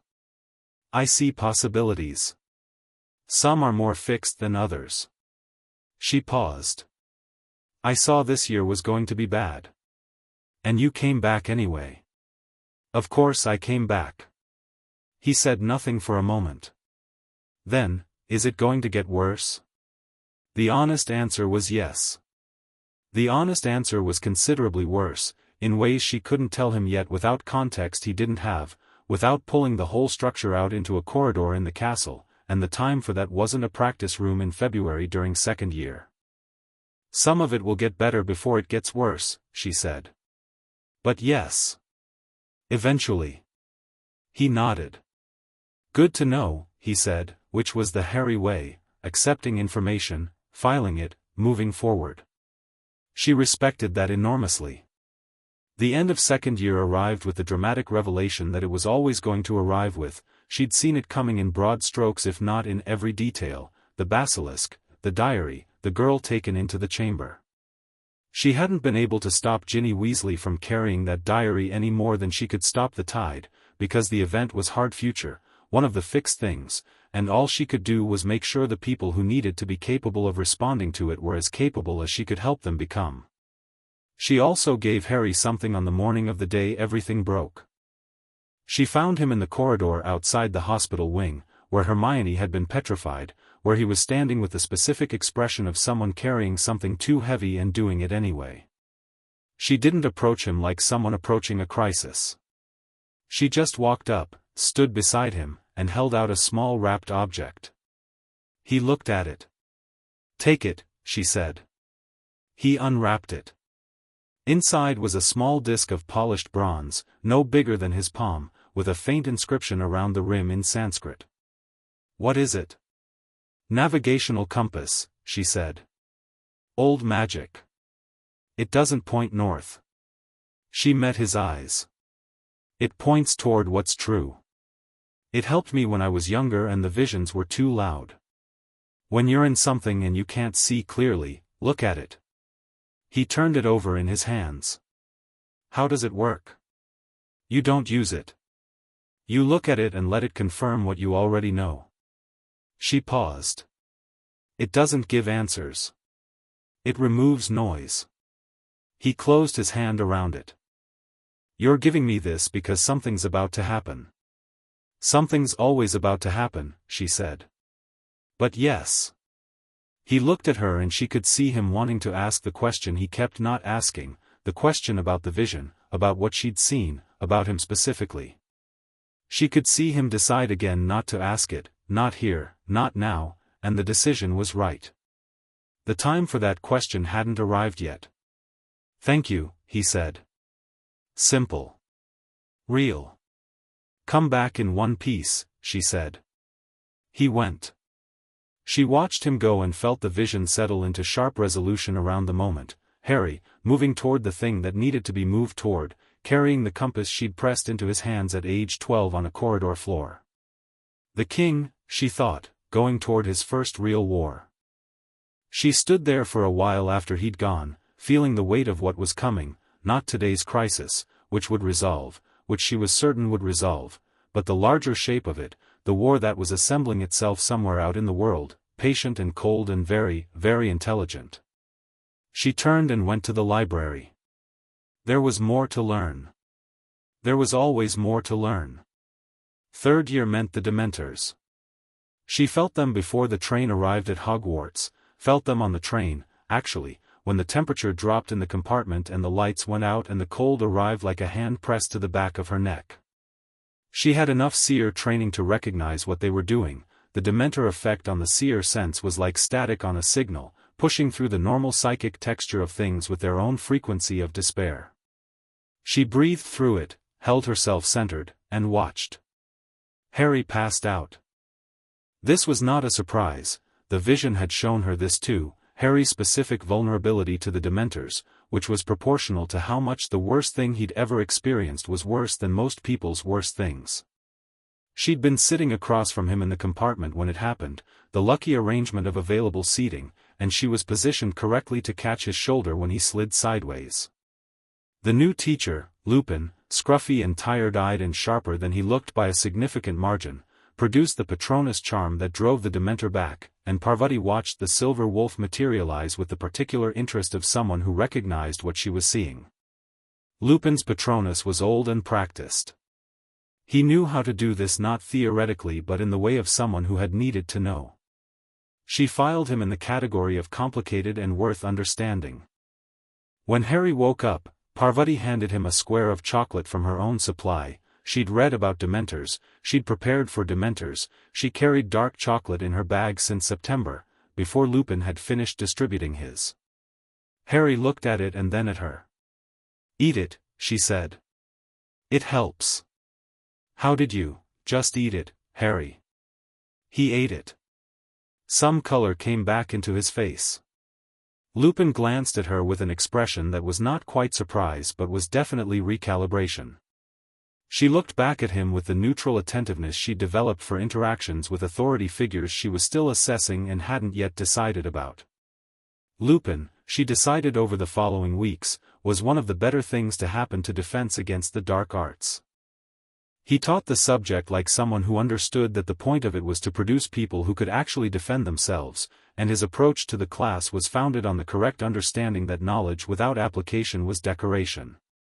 The Boggart lesson was a masterclass in managed exposure, showing students that fear could be redirected, could be met with something that had its own power. When Parvati faced the Boggart it became, briefly, a terrible snake. She banished it into a party hat without drama and was moving aside for the next student when she caught Lupin looking at her with the expression of a teacher who has just found something interesting. Not the snake, the speed of her response, the economy of it, the absence of any of the fear-then-recovery arc that most students moved through. He caught her after class. Not in a pointed way, just a word in passing, "You're trained, Miss Patil." Properly trained. Not Hogwarts trained. "My family arranged it," she said. "Who arranged it?" "A friend of my grandmother's." She paused. "She fought in the last war." Lupin's expression shifted in a way that told her he understood the reference class of person that described. "I see," he said. "Good foundation." She was about to leave and then thought, this man is more than he appears. The Patronus charm, the familiarity with Dementors, something about the way he moved that suggested, not weakness, but the careful management of something that required management. "The Patronus," she said. "Could you teach it?" "In class. It's advanced magic. 6th year level." "I know," she said. "Could you teach it?" He looked at her carefully. "Why?" "Because the Dementors are only going to get more common," she said. "And knowing how to produce a Patronus seems like information the students here should have." He looked at her for a long moment. "I'll consider it," he said. He did more than consider it. He offered to teach Harry privately, which was what she'd been hoping for. Harry's Dementor vulnerability was specific and serious and he needed the skill more than anyone, and the private context would give him space to fail safely until the skill was his. She had not arranged this directly. She had created the conditions for it to happen and let it happen. That was a kind of work she was getting better at. Sirius Black was innocent. She'd known this for weeks before the truth came out. The vision had been showing her Sirius for a while, fragments of a man in the darkness who wasn't what his darkness implied, whose wrongness to the official story was visible in the quality of his presence in the events she could see. He was not the man who'd caused the deaths at Godric's Hollow. He was the man who'd been made to carry that weight for 12 years in a place designed to make carrying anything impossible, and he had survived it in the specific way that people survive the unsurvivable, by holding on to the one thing that remained warm. She couldn't tell Harry any of this directly. He had his own reckoning to come with Sirius, his own anger, his own grief, his own discovery, and it needed to be his, needed to arrive at him through his own experience rather than her preemption. What she could do was soften the edges where she could. She also kept one piece of information tightly to herself, because the vision had shown her something about this year that she couldn't find a way to act on without compromising things that would need to be intact. The man called Pettigrew was in the castle. She sat with this in the library one evening in November, the knowledge sitting in her like a stone, and worked through the logic of it. If she told someone, told Harry, told Dumbledore, what would happen? Pettigrew would run. Sirius would not be believed. The truth would remain buried and the wrong man would remain hunted. The truth had to come out through events. She'd seen that too, the convergence in the shrieking shack, the way it would unspool with the force of something that had been compressed for 12 years. Her intervention would not make it better. Her intervention would make it worse. She hated this. The knowledge without the ability to act on it cleanly was the most difficult part of the Seer gift, the weight of seeing things you couldn't prevent, the discipline of knowing when your action was the wrong variable in the equation. She put the stone in her chest and carried it. When the night of the full moon arrived and Harry and Hermione disappeared with Sirius on a hippogriff, she watched them go from a window she shouldn't have been watching from, standing in the dark with her seer sense open, reading the quality of the event as it happened. She felt the convergence she'd seen in the vision resolve into something that was not clean and was not justice but was the beginning of both. The morning after, Harry, back in the castle, exhausted and undone by what had happened. The Ministry's version of events confirmed, Sirius gone on a winged horse, Pettigrew vanished. Dumbledore's expression at breakfast had the quality of a man who knew more than he was saying, which for Dumbledore was probably every expression he'd ever made. Parvati sat with Harry at breakfast when he appeared, late, hollow-eyed, and said nothing immediately. Let him eat. Let the silence do what it did. Then she said, Sirius escaped. Yes. He's free. Harry looked at her. He's not free. He's hunted and everyone thinks he's a mass murderer. He got out, she said carefully. He's alive and he knows the truth and so do you. That's a foundation. She paused. The truth has a way of finding its surface eventually. Easy to say. Yes, she agreed. It is easy to say. I'm sorry. She meant it. The frustration in his voice was reasonable and she wasn't going to flatten it with easy optimism. He looked at her. Did you know? Any of it? She thought about what to give him. I knew Sirius wasn't what people said he was, she said. I didn't know the shape it would take. A silence. Why didn't you? Because if I'd told you at the wrong moment it would have made things worse, she said. Not better. I know how that sounds. He sat with this. She watched him work through the frustration of it. She could see him wanting to be angry about it and finding, under the anger, a recognition that she was probably right. How do you live with that? He said finally. Seeing things you can't change. You live with things by living through them, she said. There's no other way. He looked at her for a long moment with those green eyes that the vision had lit up with fire and which in the ordinary gray light of the breakfast hour were simply tired and real and full of the specific intelligence she'd been watching develop over 3 years. You've been preparing me, he said. Since first year. The practice sessions. The compass. Knowing where to stand. He paused.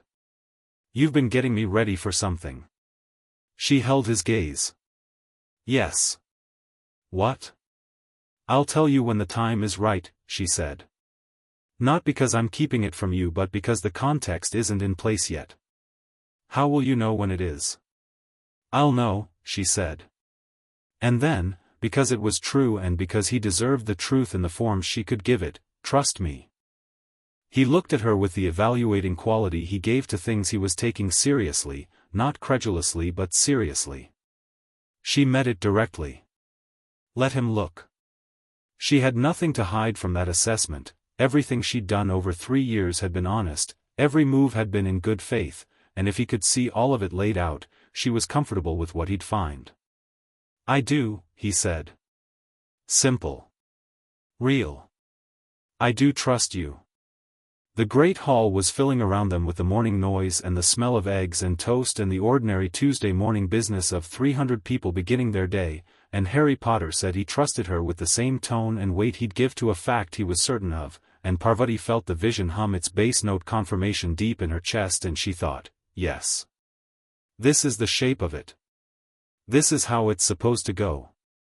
Outside, somewhere over Scotland, winter was giving its last argument before spring.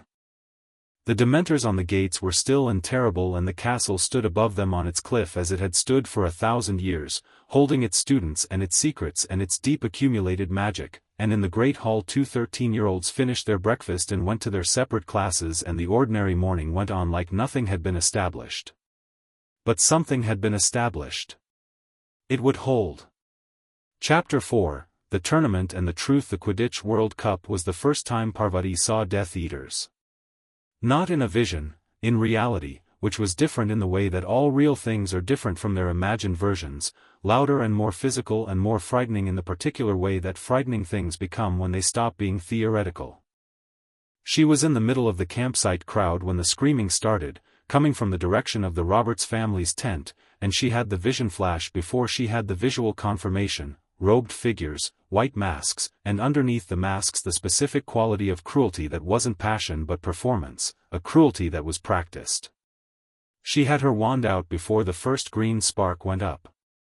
The campsite was chaos in the way that large crowds become chaos, people running in every direction at once, children separated from families, the noise compounding itself into something that swallowed individual voices. Parvati moved against the current because the Roberts family was in the direction everyone was running away from, and she was 12, 13, and the vision had made it very clear that standing still was not an option she was comfortable with. She found the Weasleys before she found Harry. Mr. Weasley was corralling his children with the barely controlled efficiency of a man managing a genuine emergency while trying not to alarm people, and Parvati pressed herself into the edge of this operation because the Weasleys moving purposefully through chaos were a better navigation system than anything else available. She found Harry on the edge of the tree-line, Ron and Hermione beside him, all three of them intact, all three of them watching the dark mark appear in the sky above the tents with the expression of people seeing something they'd read about and hoped they'd never see in person. The dark mark was green and enormous and entirely wrong, the skull, the serpent, the intentional visibility of it, designed to be seen and recognized and feared. She looked at it and felt the seer sense reading its quality. This is a message. Not an accident, not an outbreak of violence. A message, carefully timed, carefully placed. Someone wanted us to see this, she said, to no one in particular. Harry looked at her. You think it was planned? I think very little about tonight was accidental. She watched the Ministry wizards arrive in the field below in a disorganized cluster. Including whoever fired that mark. Hermione had her arms crossed, jaw set, looking at the mark with the expression she wore when something made her angry and frightened in equal measure, and she was working hard not to let the frightened part show. Ron was making the Weasley face, red, working through it, landing somewhere between fury and grim acceptance. They stood together under the terrible light and Parvati thought, this is the beginning. This is the shape of the year showing its first edge. The Triwizard Tournament announcement filled the Great Hall with the particular electric energy of a large group of young people being told there would be prizes and glory and near-death challenges, which was apparently a combination with universal appeal. Parvati absorbed Dumbledore's announcement with the attention she gave everything and the specific filter of someone who had been seeing fragments of this year's shape all summer. The fragments had been alarming. Not the tournament itself, the tournament was the container, the staging. What alarmed her was what she kept seeing in the margins of the tournament fragments, a graveyard. A cauldron. A darkness that moved with intelligence. She'd had the graveyard vision 4 times by October, each time slightly more detailed, and each time it ended the same way, Harry's face, after. Not wounded. Not broken. Something rearranged, like a face after an earthquake, the features all present but the landscape changed. She needed to be ready for what came after the graveyard. She couldn't stop the graveyard. She'd looked at this from every angle over the long August evenings in Pune, testing the vision, pushing against its edges, trying to find the soft place that would yield to a different choice. There wasn't one. The graveyard was as hard future as anything she'd ever seen. It was fixed in the structure of events with the weight of something that had been set in motion before Harry was born, a chain of causation that had Voldemort at one end and Harry at the other, and no variable she could introduce that would break the chain cleanly without breaking other things that needed to remain intact. What she could control was the aftermath. She could make sure that when he came back from the graveyard, she was there and she was what he needed. She could also, she'd decided, stop carrying the vision alone. Not immediately. Not until the tournament had produced the context that would make it make sense. But she had been carrying the image of Harry as king and herself as queen for 6 years, a secret so large it had shaped her entire life, and she was 14 years old and tired of being the only one who knew the full truth of it. She owed it to him to tell him. She would. After the graveyard. First, the tournament. Harry's name came out of the Goblet of Fire on a Thursday evening, and the Great Hall's reaction was everything Parvati had expected and still difficult to watch. She watched the crowd's face, not Harry's. She'd look at Harry after, and she watched the envy and the suspicion and the excitement arrive in different people in different proportions, the social calculus of a school that had just been given a dramatic new piece of information about someone they'd all had opinions about for 3 years. She saw Cedric Diggory's face and registered it. Complicated grace, this one, someone who genuinely doesn't want the situation but will handle it well. She saw the Slytherin table's collective expression, which was simpler and worse. She looked at Harry last. He was standing at the front of the hall with a look that was not heroic or triumphant but something closer to the expression people have when a very large and unavoidable problem has just introduced itself. She'd seen this expression on him a handful of times. It was the expression he wore before he moved toward the thing. The expression of acceptance that preceded action. She met his eyes across the room. She didn't do anything complicated, just held the eye contact long enough to communicate, "I know. I believe you." He looked back at her with the thank you that didn't need words, and then Dumbledore was speaking and everything moved on. The fallout was what it was. Ron's anger, which was Ron's problem, and Harry's grief about it, which was more complicated. The badges that said Potter stinks appearing on a significant portion of the Slytherin population and some of the other houses. Parvati watched the isolation build around Harry with the feeling of watching something she'd seen coming and still found painful in the actual experience of it. The gap between understanding something intellectually and feeling it when it happened was one of the things about the Seer gift she'd never fully resolved. She didn't fill the space Ron had vacated. That wasn't her function. What she did was maintain her own constant adjacency, the practice sessions that continued, the meals where she sat near him when Hermione was in the library, the casual intersections that made a point through their continuity. She was not leaving. Whatever social cost his name was currently carrying, she was staying exactly where she had been. Lavender, to her credit, did the same. Lavender had zero patience for the Potter stinks constituency and made her feelings known in the Lavender way, which was directly and at a carrying volume, and Parvati loved her for it. "He didn't put his name in," Lavender said at breakfast one morning, with the tone of someone stating a geographic fact. "It's obvious. He's 14. He doesn't even want to be in it. Have you seen his face about it?" The Gryffindor table listened. "Lavender," Parvati said. "I'm just saying. Anyone who actually looks at the situation, Lavender." Lavender subsided, but the point had been made, and Parvati watched it propagate outward through the table's social network at the standard Lavender speed, which was fast. The first task was dragons. Parvati knew this 2 days before it happened. The vision had been clear on this one, sharp-edged and adrenaline-soaked, the kind of vision that arrived with the heart rate already elevated. She sat with it in the dormitory while Lavender slept and thought about her options carefully. She could tell Harry. She ran the calculation: if she told him, he had time to prepare specifically for a dragon, which would give him a significant advantage. The counterargument was that telling him involved explaining how she knew, which meant having the larger conversation before she was ready, before the context was in place. Also, Harry preparing for a dragon versus Harry discovering he was facing a dragon and making decisions in the moment, with his specific quality of instinct and pressure performance, which produced the better outcome. She thought about what she'd said to him in second year about lateral thinking and pressure.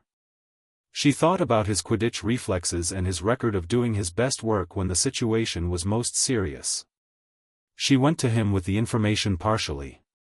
Not what was coming, what he needed to know to prepare for anything. She found him outside on the Thursday evening, sitting on the steps by the lake with that particular quality of alone that he had sometimes, not lonely, just separate, processing something in the private way. She sat down beside him without ceremony. "How's the preparation going?" she asked. "For what?" "Whatever the first task is." He looked at her. "You know what it is." "I know the general character of it," she said, which was honest. "I don't know whether you're going to approach it directly or sideways." "Sideways. Good instinct." She paused. "What are your options?" He was quiet for a moment. She could feel him deciding whether to push the question of what she knew, and then he said, "I'm good on a broom." "That's the obvious." "That's the obvious, yes. But I don't have a broom." "You could get one," she said. He looked at her. Something in his face clicked into place. She could see the lateral solution arriving, the same sideways thinking she'd been watching develop since first year, the brain that didn't walk around obstacles so much as fly over them. Literally, in this case. "The summoning charm," he said. Which you'd need to practice, she said. It's 4th year level. I know Hermione would. Hermione will absolutely spend the entire night before the task drilling you on it, Parvati said. She'll love it. She's been waiting for an excuse to teach you Accio properly since 2nd year. She met his eyes. Go to her. Tonight. He stood up. You're not going to tell me what it is. No. Because the context isn't in place yet, he said, with a slight edge that wasn't quite frustration, more the acknowledgement of frustration. Because you're better under pressure than you think, she said. And I don't want to take that from you. He looked at her for a moment, standing on the steps with the lake spreading out behind him and the evening light going gold, and she met the look without apology. She was not going to apologize for making the best decision she could with what she had. I'll find Hermione, he said. Good. He went. She stayed on the steps and watched the lake and felt the evening and let herself acknowledge, quietly and privately, that the knot of anxiety she'd been carrying about the first task had eased somewhat. He was going to be all right. She'd seen it. But seeing it and watching him walk toward it were different experiences, and she hadn't quite expected how sharp the difference would feel at 14. She was starting to understand that the vision's certainty about some things being all right did not remove the feeling of them from the present tense. The future being survivable didn't make the present less frightening. That was something the Sanskrit books hadn't prepared her for. She'd have to prepare herself. He got through the dragon. She watched the whole thing from the stands with Lavender's hand crushing her wrist and the crowd making the noise a crowd makes when something is happening that is both spectacular and genuinely dangerous, and Harry on his firebolt was, there was no other word for it, she'd use it privately and only once, extraordinary. The dragon's reach, the angles of avoidance, the snitch instinct applied to a real golden egg while 400 kilograms of Hungarian horntail tried to kill him. She watched it with the seer sense half open and felt the quality of it. This is someone becoming. He came in first in the judges' scores. She found him afterward in the recovery tent area, still trailing the smell of smoke and something reptilian and adrenaline sharp, and she looked at him and said, "Good." He laughed, the real one, the one that came out when something was absurd and funny and awful all at once. "A dragon," he said. "It was a dragon." "I know." "You knew." "I knew the general character of it," she said, which was what she'd said before, with the same precision. "You did well." "I nearly got eaten." "You didn't, though." She handed him a bottle of water from the supply table and he drank half of it immediately. "Your Accio timing was perfect. The roll off the turret that was Quidditch instinct." "No one taught you that." "Definitely not Lockhart," he said. She almost laughed. Ron was somewhere in the crowd working his way toward them. She could see him, the red hair, the expression of someone who has been wrong about something and is trying to calculate the most efficient path to admitting it. Good. That would resolve itself and Harry would let it resolve because that was how Harry handled these things, not by making the apology complicated but by simply accepting it and moving forward. She thought about stepping back before Ron arrived to give them space, but Harry's hand caught her elbow lightly. "Just a touch, don't go yet." She stayed. The Yule Ball was, in the grand ledger of Hogwarts events, not a crisis. Parvati was aware of this. It was a dance, a party, a formal event in a castle full of teenagers who had complicated feelings about who they were allowed to like and whether their dress robes were good enough, and no one was going to die at it and the stakes were, by any objective measure, low. She accepted Harry's invitation because he asked and because it was the time for it, not because the vision demanded it but because they were 14 and the ordinary things of 14 were worth having, the small things that existed between the large ones. She also thought he needed a good night. That was true. The preparations were Lavender's domain and Lavender executed them with the focused intensity of a general preparing a campaign. Parvati stood in the dormitory on the evening of the ball while Lavender did her hair and Hermione sat on her bed looking simultaneously nervous and refusing to admit to being nervous, and the three of them talked about nothing in particular and the room was warm and lit gold and it was fine. It was just fine. Parvati stored the feeling carefully, knowing these ordinary moments were the ones she'd want to remember. Harry at the bottom of the stairs had the expression of someone seeing something that surprised them more than they'd expected to be surprised, and Parvati registered this and was quietly pleased and let it land without making anything of it. "You look," he started. "Good," she said pleasantly. "I know. You look better than I expected from you, actually." He looked down at his robes, which were in fact decent, new ones, she noted, not the old too short ones he'd arrived with in first year. Someone had attended to this. "Hermione's mother sent them," he said. "Hermione's a good friend." "The best," he said, without hesitation, which was also one of the things about him. The ball itself was both the thing it was and a background hum to what was actually happening in the corridors and alcoves around it, Hermione and Victor Crumb attracting a level of attention that was making Ron angular and visibly miserable in a way that was doing no one any good. Parvati watched Ron's progression through the evening with detached compassion, the frustration, the deflection, the argument, the moment in the corridor where words were said badly and couldn't be unsaid. Harry was watching it too. He noticed things the way she did, from an angle, the peripheral attention that caught what people weren't making central. They danced, and it was fine, and it was pleasant, and she thought, this is all so real. The ordinary moments are as real as the extraordinary ones. She was going to hold on to all of it. But she also thought, we're not here yet. The story hasn't arrived at the place where I tell him what I know. Tonight isn't that night. Tonight was just a dance. She let it be that.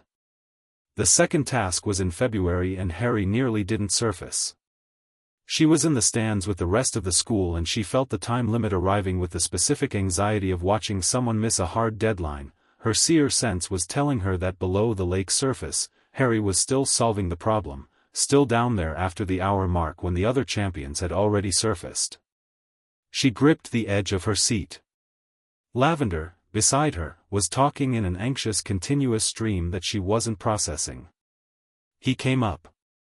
He came up late and wrong on the points and it didn't matter. He'd gone back for the other hostage, Ron first, then Fleur's sister when Fleur didn't arrive, and the judges gave him high marks for moral fiber and she thought, yes, of course. Of course he did. That's the thing.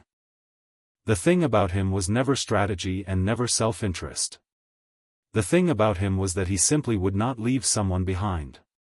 The kind of king the vision had shown her wasn't the kind who held power. It was the kind who could not, in any moment of genuine choice, choose themselves over someone who needed them. She knew this already. But watching it happen in the cold gray February air above a lake where he'd just spent an hour underwater made her understand it in a way that was physical, that sat in her chest like something resolving. After the task, after the points, after the chaos of everyone filing back inside and the cold getting into her bones from sitting still for 2 hours, she went to find him. He was wrapped in a heated blanket being fussed over by Hermione and Ron and she stood at the edge of this and waited, and when Hermione and Ron were pulled away by the logistics of the crowd, she stepped forward. Harry looked up at her.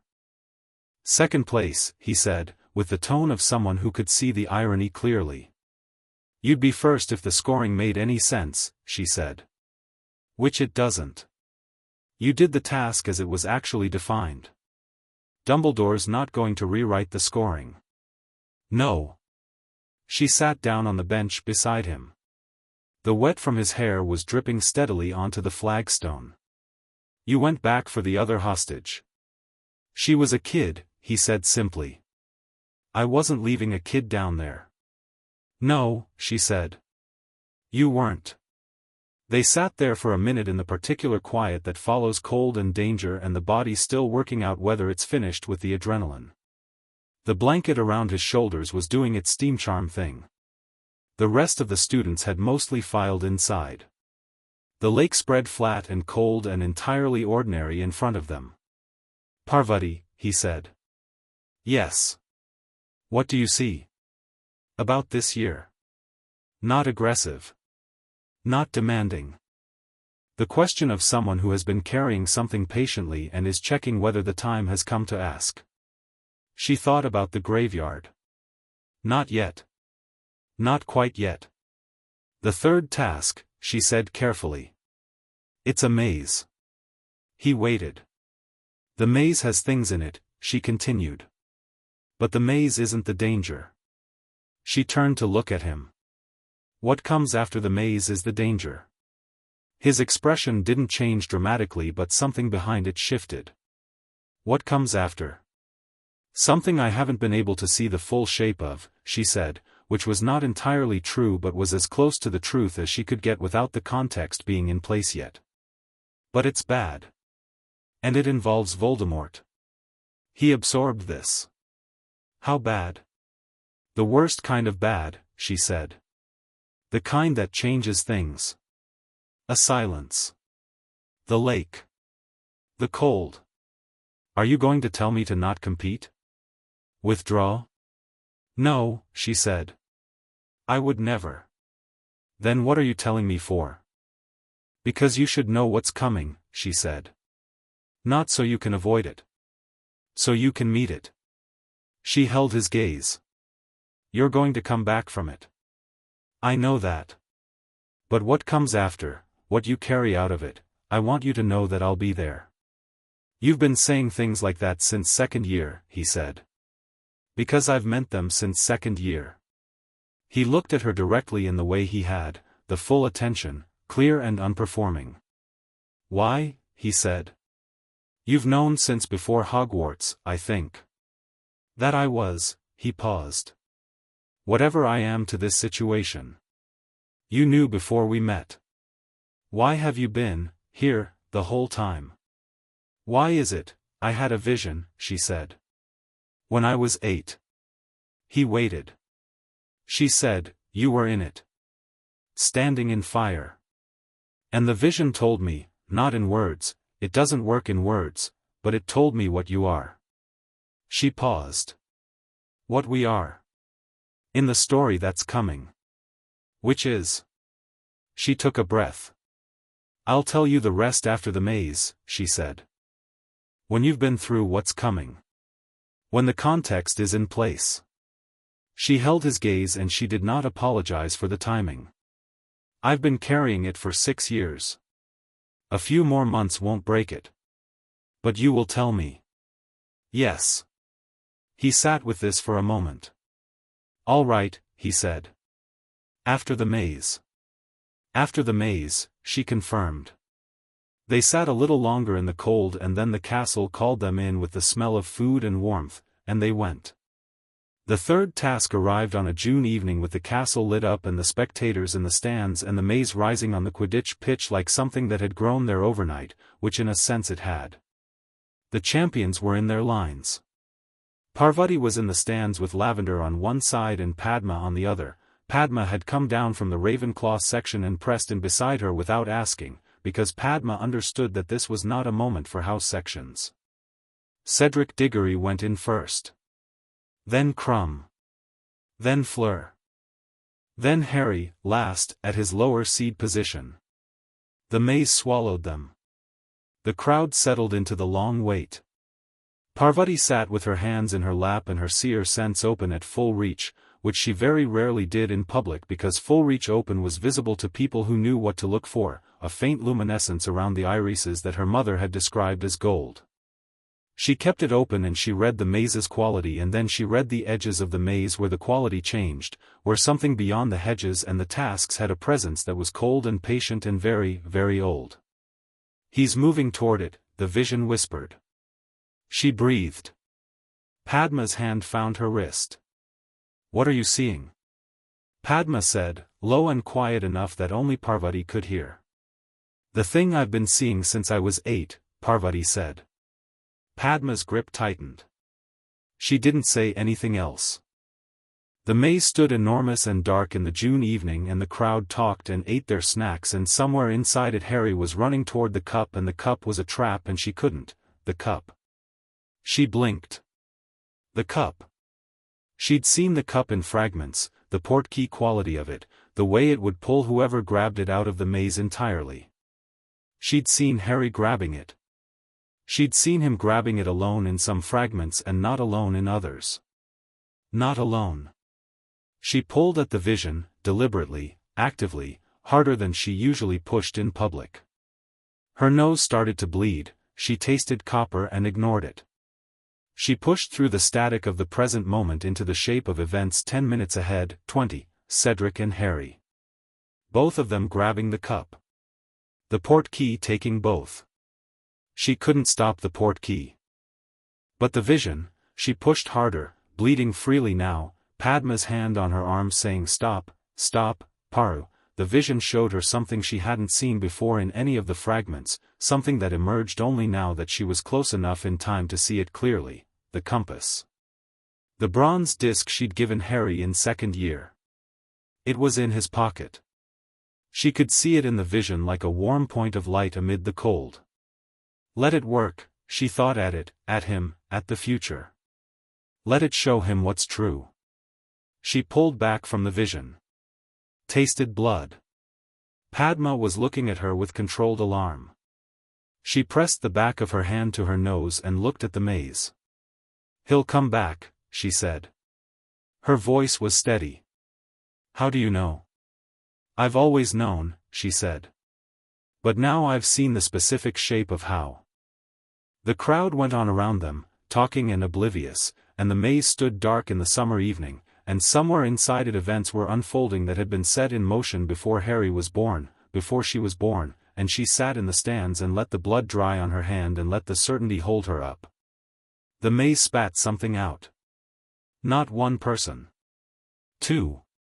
Two figures materializing beside the cup at the edge of the pitch, and it took 3 seconds for the crowd's confusion to resolve into understanding that something was wrong in the quality of Harry's body, the way he was holding Cedric, the thing he was saying when the staff reached him, which Parvati couldn't hear from the stands but which she could read in the shape of his face.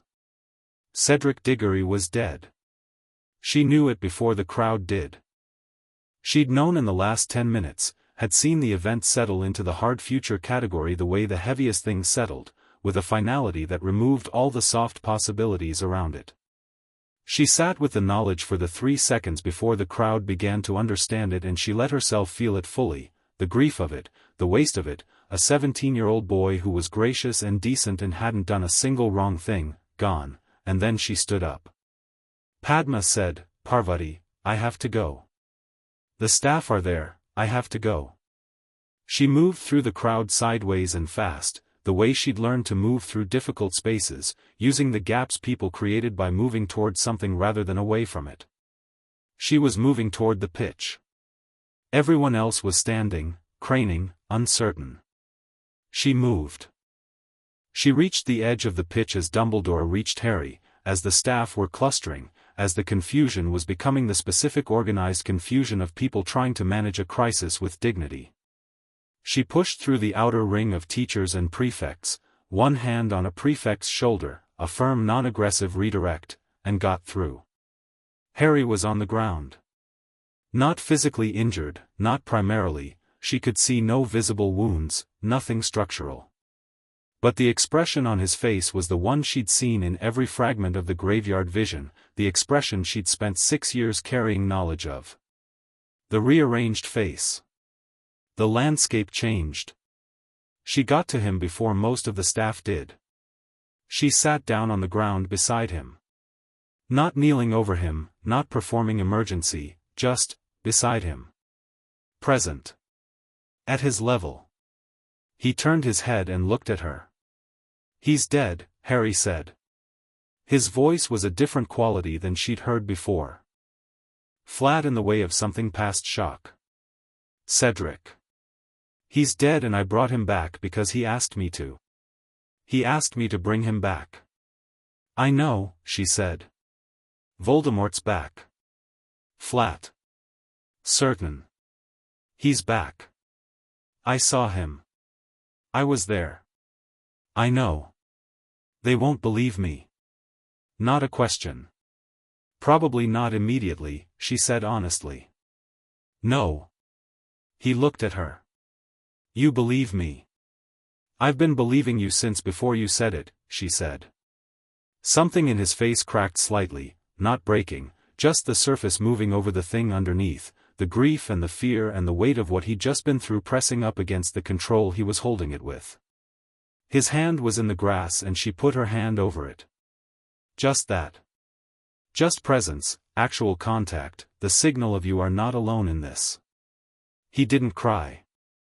He wouldn't, not here, not in front of the crowd. But his hand turned over under hers and held on, briefly, hard, and then his grip eased and he took a breath. Dumbledore was there. The staff closed in.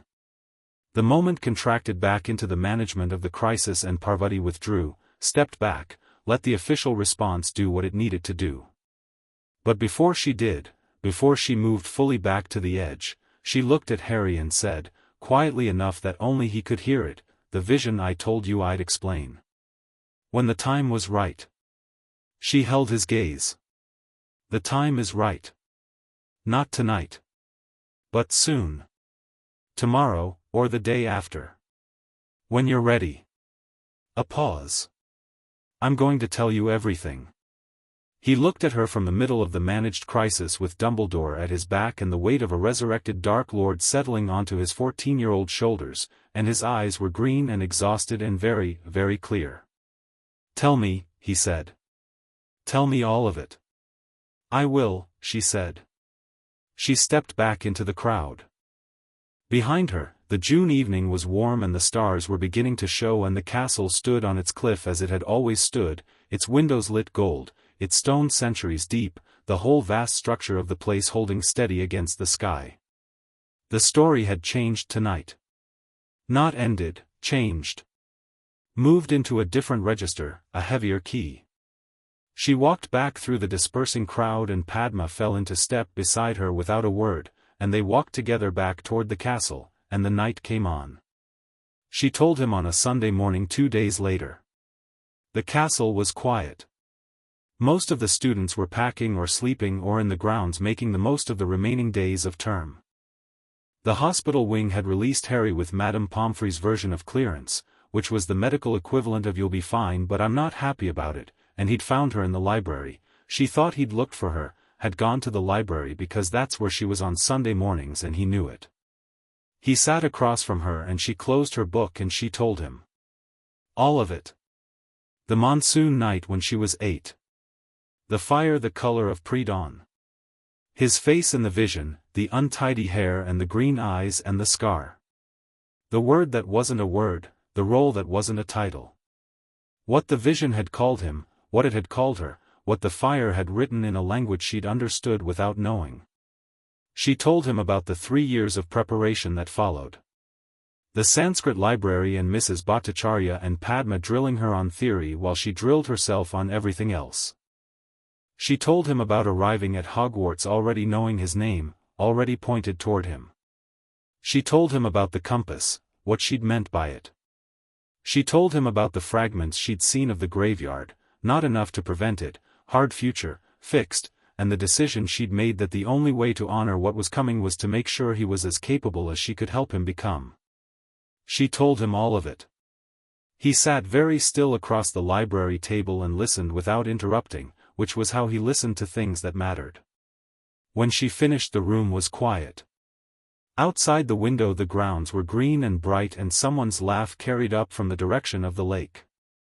He said, "King." "Yes." "And you?" The vision's word, she said steadily, was queen. He sat with this for a long time. She let him. She'd been sitting with it for 6 years and she had no expectation that he could absorb it in 6 minutes. She watched his face work through the information, not his processing face, something more personal than that. Something she'd seen only a handful of times, the expression that came on when something reached the part of him that he kept most private. "You've been, since we were 11, he said. "Since I was 8, she said. "You've been the direction I was pointed since I was 8 years old." "That's," he stopped. "I don't know what that is." "It's strange," she agreed. "I know that. I know it's a lot to hear." "It's not," he stopped again. Looked at his hands. Looked at her. "It doesn't feel wrong," he said, which was not a poetic statement and was not trying to be. It was the Harry version of it, direct, precise, exactly as much as he was certain of. It doesn't feel wrong. That's the thing. It should feel strange, and it does feel strange, but underneath the strange it doesn't feel wrong. No, she said. Because of the vision. And because of 3 years of knowing you, she said. The vision showed me a picture. You became a person. Those are different, and the person is what matters. She looked at him steadily. I'm not here because a vision told me to be. I'm here because you're you. What I've watched you be for 3 years. She paused. The vision just meant I knew early. He looked at her. What does it mean? The king thing. In practical terms. I don't know entirely yet, she said honestly. I think it means, we're going to stand in the center of whatever's coming. Together. Not because of destiny, but because that's the direction both of us are moving in. And what's coming? Voldemort. A war. She held his gaze. A long one. Not quick. He nodded. He'd known this, she thought, had known it since the graveyard, had perhaps known something like it for longer. Are we going to win? I've seen the fire, she said. I've seen us in it. I haven't seen it go out. A pause. That's the best I can give you. He looked at her across the library table in the Sunday morning quiet, with all of it laid out between them, 6 years of her preparation, 3 years of growing into each other, 1 terrible night in a graveyard, and the war assembling itself out there in the world like a storm building off the coast. He looked at her and she looked back, and there was nothing performed in it and nothing incomplete. All right, he said. Just that. All right. The Harry way. She breathed. All right, she said back. Outside, someone laughed again by the lake, bright and ordinary against the sky, and the Sunday morning held them both for a moment longer before the next thing came. It was always coming, the next thing. That was the nature of what they were in the middle of. But for right now, for this library, for this Sunday morning, it hadn't arrived yet. She let the moment be what it was. Chapter 5, The Army of Stars. The summer after 4th year was the summer the world split in two.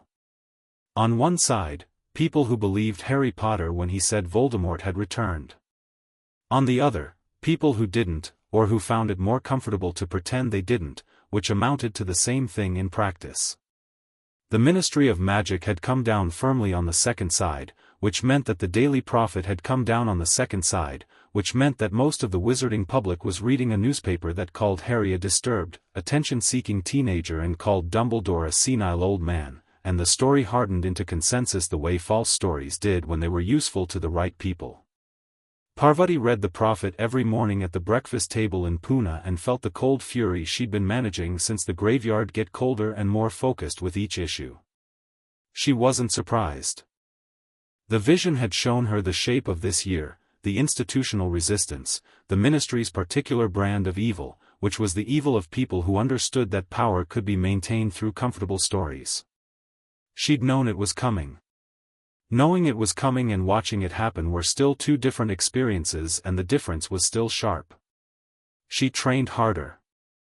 Mrs. Bhattacharya visited twice that summer, and both sessions went significantly past their scheduled time, the old woman pushing Parvati into territory she hadn't explored before, not just combat magic but the specific art of fighting against multiple opponents, against opponents who coordinated, against opponents who were better in the individual but could be beaten in the aggregate.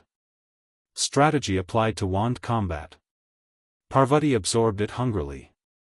"You're angry," Mrs. Bhattacharya said on the second visit, watching Parvati dismantle a targeting dummy with perhaps more force than strictly necessary. "I'm focused," Parvati said. "You're angry and focused," the old woman said. "The first is combustible. The second contains it."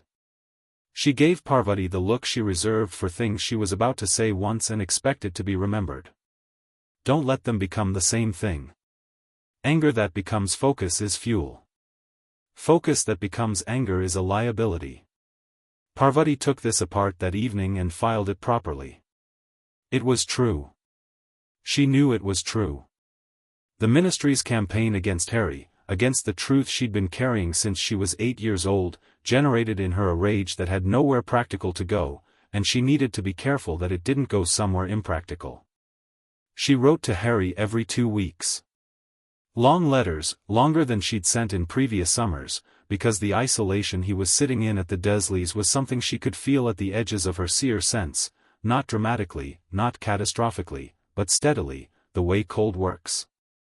She wrote about what she was reading, what she was training in, what Padma had said about something, what Mrs. Bhattacharya had done to her self-esteem in the last session. She wrote about ordinary things. He wrote back. His letters were shorter than hers, always had been, not from lack of things to say but from the habit of compression. He said the necessary things cleanly and stopped. She read his letters carefully, reading between the lines the way you read between the lines of messages from people who understate, and she understood that he was managing and not comfortably and that the summer was long. She also, in July, had a vision that she sat with for 3 days before she knew what to do with it. The vision showed her an atrium. The Ministry of Magic. She recognized the golden fountain, the high ceilings, the specific quality of institutional magic. And in the atrium, a woman. Pink everywhere, pink like a color that had decided to become a personality. The smile that didn't go with the eyes. The eyes that went with nothing human at all. Dolores Umbridge at full power was a different category of problem than anything Parvati had prepared for specifically. Not because she was more dangerous than Voldemort, she wasn't, in the raw magical sense, but because she operated on a plane that combat training didn't directly address. She was the bureaucratic face of the ministry's false story, the instrument of institutional violence, and she was coming to Hogwarts as defense against the dark arts teacher with the specific mandate of making sure no one at Hogwarts learned to defend themselves against anything. Parvati thought about this for 3 days. Then she wrote to Harry. I think this year is going to require us to teach ourselves, she wrote. Be ready for that. Don't wait for a teacher who won't teach you. His response came back in 4 days, I know. I've been thinking the same. Good. They were pointed in the same direction before they'd even arrived at the station. The Hogwarts Express was different this time. 5th year carried a different weight than any previous September, the weight of things being more serious now, the casual insulation of early Hogwarts gone. Parvati felt it on the platform, in the crowd of students, the way the mood had a quality it hadn't had before. Not fear exactly. Awareness. The world had changed and some of these people knew it and some were choosing not to, and the gap between those groups was visible in how they stood and what they talked about. She found Harry and Hermione and Ron in a compartment and sat down, and within the first 10 minutes of the journey it was clear that the idea was already alive between them, the idea of doing something, of not waiting, of making the teaching that Hogwarts was about to fail to provide happen themselves. The idea was Hermione's in origin and Harry's in possibility, which was the correct arrangement. Hermione was the architectural mind, Harry was the thing that made it credible to everyone who needed convincing. Parvati sat with her knees crossed and listened to the conversation take shape and at the right moment said, You need a space that Umbridge can't monitor. We'll figure out the space, Hermione said. I know where one is, Parvati said. 3 faces turned to her. She let the beat sit for exactly long enough to be useful. There's a room. 7th floor. It appears when you need it, when you walk past it 3 times thinking about what you need. I found it in 3rd year by accident. She paused. It's not on the Marauders map. Harry was looking at her with the expression she'd long since learned to love, the one that said of course you knew this. How many things do you know about this castle that you haven't mentioned? Several, she said pleasantly. I share them when they're relevant. Ron said, that's either really reassuring or really unsettling and I can't decide which. Both, Padma said from the seat beside Parvati, which was where Padma had appeared somewhere around the outskirts of Leeds because she'd gotten tired of sitting with the Ravenclaws who were apparently already doing the homework and didn't want company that wasn't also doing homework. She'd listened to the conversation since Doncaster. Definitely both. The Hogwarts Express carried them north through the gathering autumn, and Dumbledore's army began in a train compartment on the 1st of September, not in the Hog's Head, not formally, but the shape of it was there, in that first conversation, in the clarity of what needed to happen and the collective decision that they were going to make it happen. Parvati felt it the way she felt hard futures settle, with that particular quality of rightness, of the shape of events confirming itself. Umbridge was exactly what the vision had shown her, and worse in person. The worst part was the smile. It was a smile that performed warmth so consistently and so emptily that it circled around to becoming a threat, the way a very sweet smell in a closed room eventually becomes nauseating. She sat at the front of the Defense Against the Dark Arts classroom on the first day and delivered a lesson about the ministry-approved theoretical framework for understanding defensive magic. Theoretical, she emphasized, the practical application being deemed unnecessary for students at this stage, with the serenity of someone who has decided that the rules of a situation are the situation, and has never needed to actually be in danger to believe this. Parvati sat 3 rows back and took notes. Not on the lesson. On Umbridge. She catalogued her teaching style, her political references, her reaction when students pushed back, which was swift and certain and carried the specific threat of someone who had institutional support and knew it. She catalogued the educational decrees going up on the walls in the corridors that week, the way Umbridge moved through the castle as if she was already in charge rather than provisionally appointed, which told Parvati something about her read of the situation. She didn't see her appointment as temporary.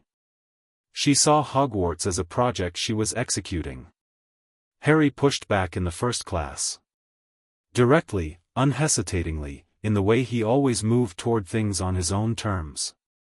Umbridge's response was detention, the words "I must not tell lies" carved into the back of his hand, which Parvati found out about 3 days later and which moved the cold fury in her into a new register.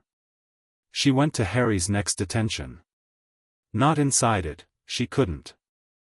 But she was in the corridor outside Umbridge's office when he came out, and she looked at his hand, and she said nothing for a moment because there was nothing that needed to be said about the act itself. The act was self-evident in what it was. "It's fine," he said. "It isn't," she said. "But you're going to be all right." He looked at her. The hand was already healing at the edges, but the words were still visible, and she looked at them with an expression she didn't try to hide, the fury present and acknowledged and then set aside because it needed to be set aside to be useful. "She's trying to make you doubt what you saw," she said. "Make you say you lied. Make you believe you lied." She met his eyes. "Don't. I wasn't going to." "I know." She paused. "I just wanted to say it." He almost smiled. "Moral support. Strategic reinforcement," she said. He did smile that time. The first meeting at the Hog's Head was Hermione's production, and it was excellent. She'd organized the invitation list with the care of someone who understood that the wrong people in the room on the first night would compromise the entire project. Parvati had contributed to the list in the form of names she'd flagged from 2 weeks of observation, students who were serious, students who were dissatisfied with Umbridge's teaching for the right reasons rather than just looking for drama, students who had the capacity to learn under pressure.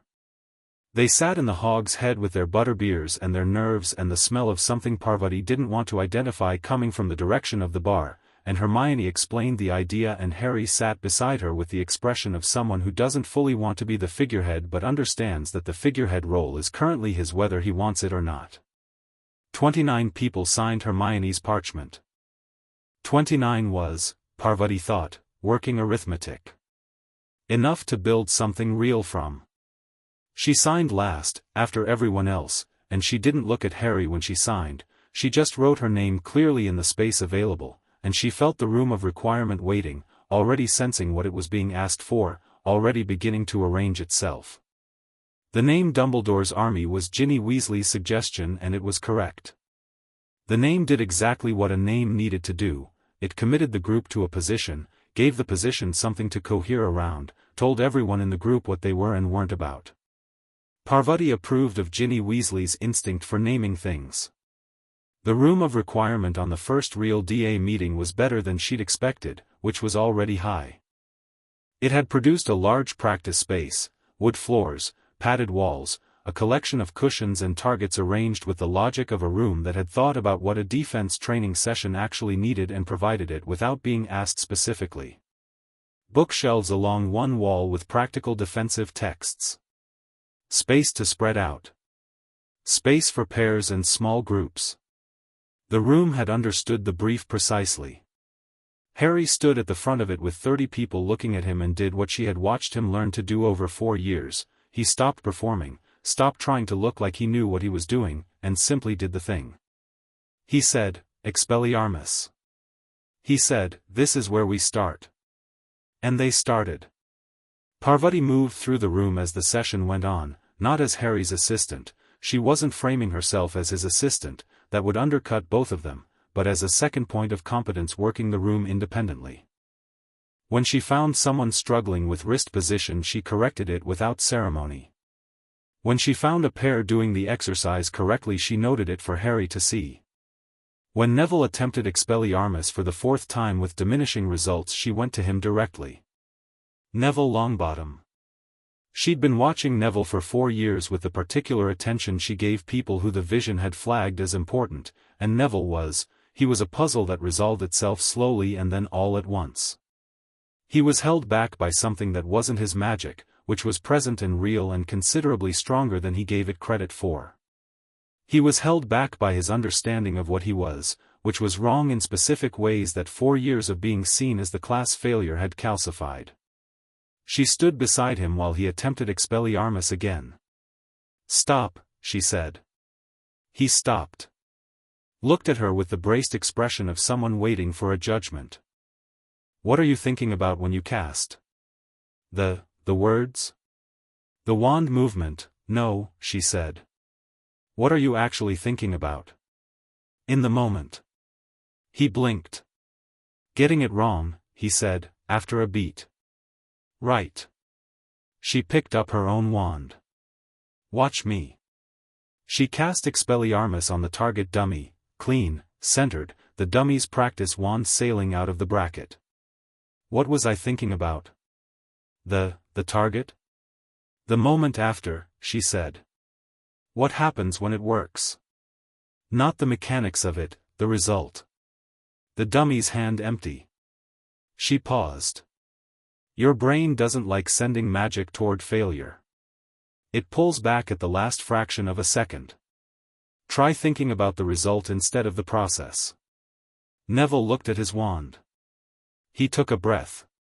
He cast. The target dummy's wand hit the opposite wall. The sound it made was deeply satisfying.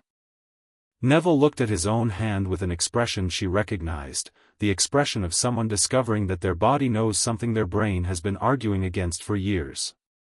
"Again," she said. He did it again. Same result. "You see," she said. Yeah." He looked up at her, surprised and not quite sure yet whether to be pleased about it. "Yeah. You have very good magic," she said simply. "You've been apologizing for it for so long you stopped seeing it." She met his eyes. "Stop apologizing." Neville Longbottom looked at her for a moment and something in his face rearranged itself in a way that was small and significant at once, the way fundamental shifts often were. He nodded. He cast again. Harry had been watching from across the room. She caught his eye and he gave her a small nod, acknowledgement, and something warmer underneath it. She turned back to the room. The DA sessions built into a rhythm over October and November, and the rhythm built into something more than a study group and less than an army, and exactly the right thing in between. 30 people learning to actually do what their classes had been theoretically about, learning it with the focus of people who understood that the learning mattered for real reasons.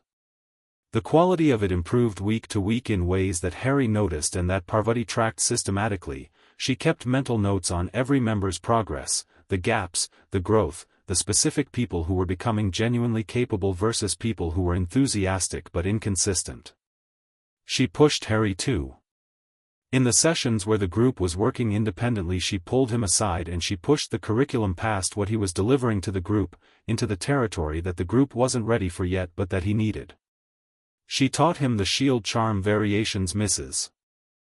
Bhattacharya had drilled into her, the responsive version, the adaptive deflection, the simultaneous attack and shield combination that required the brain to do two things at once and at first felt impossible and then felt, after enough practice, as natural as breathing.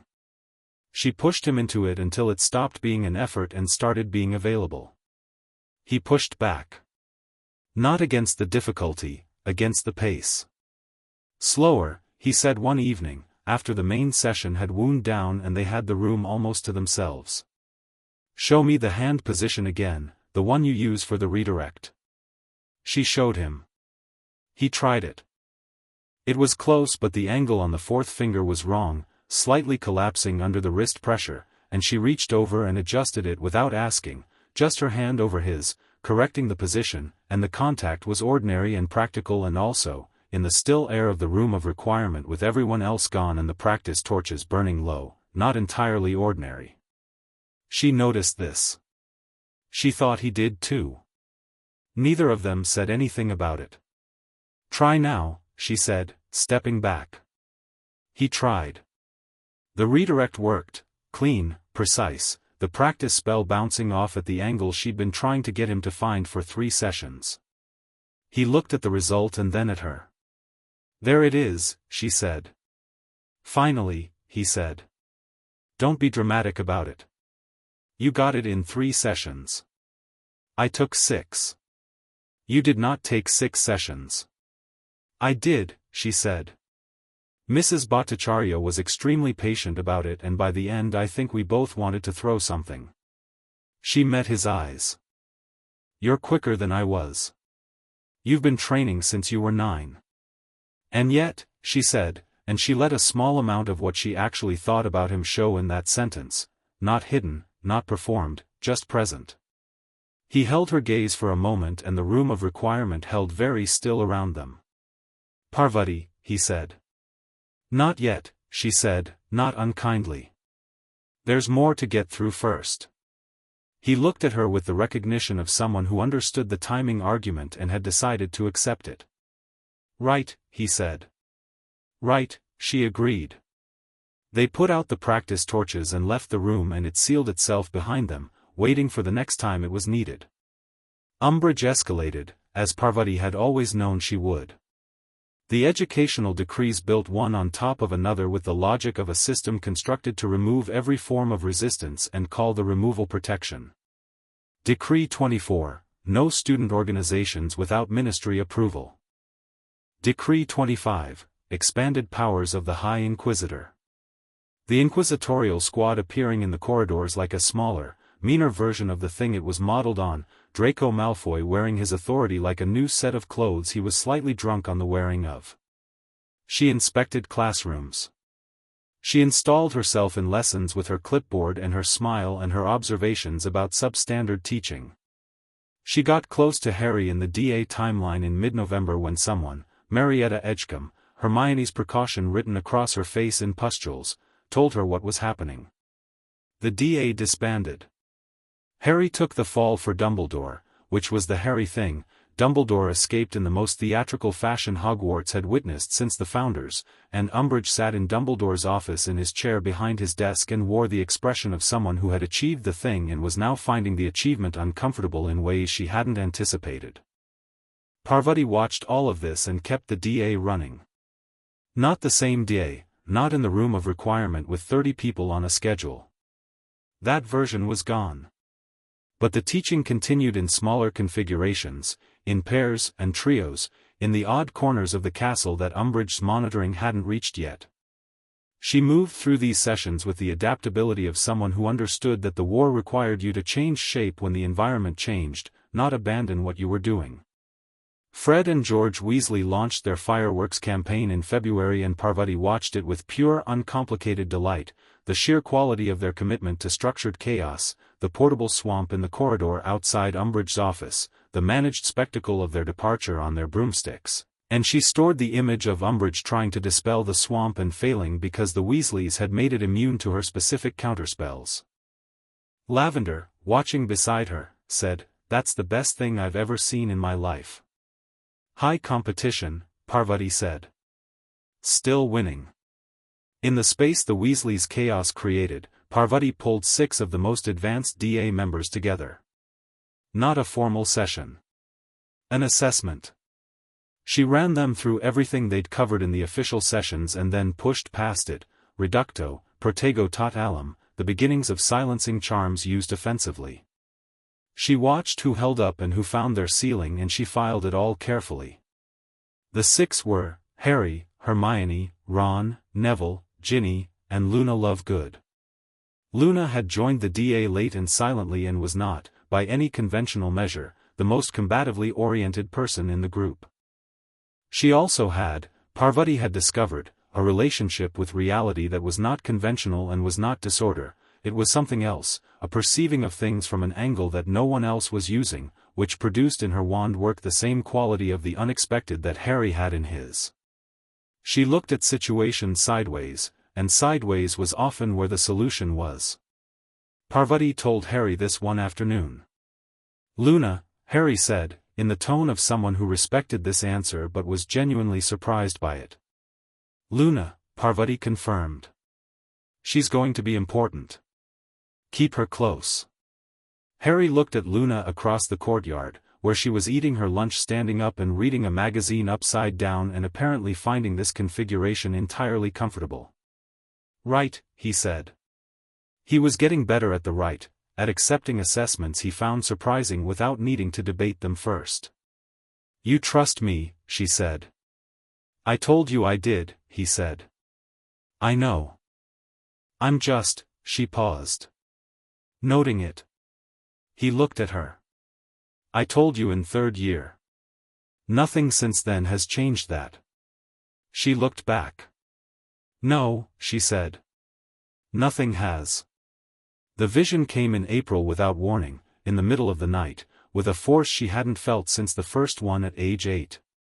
It arrived like a detonation, not the gentle opening she'd learned to manage over years of practice, not the directed vision she controlled, but the original uncontrolled kind, the one that the Seer gift produced when the event it was showing was too large to come through the usual channels.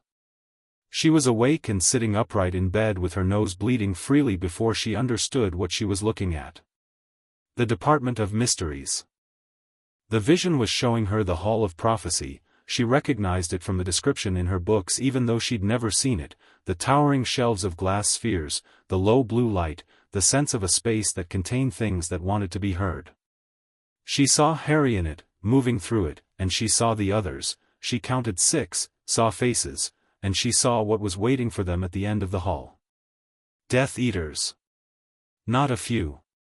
A significant number, arranged with the patience of people who had been waiting and were comfortable with waiting, which told her this was a trap.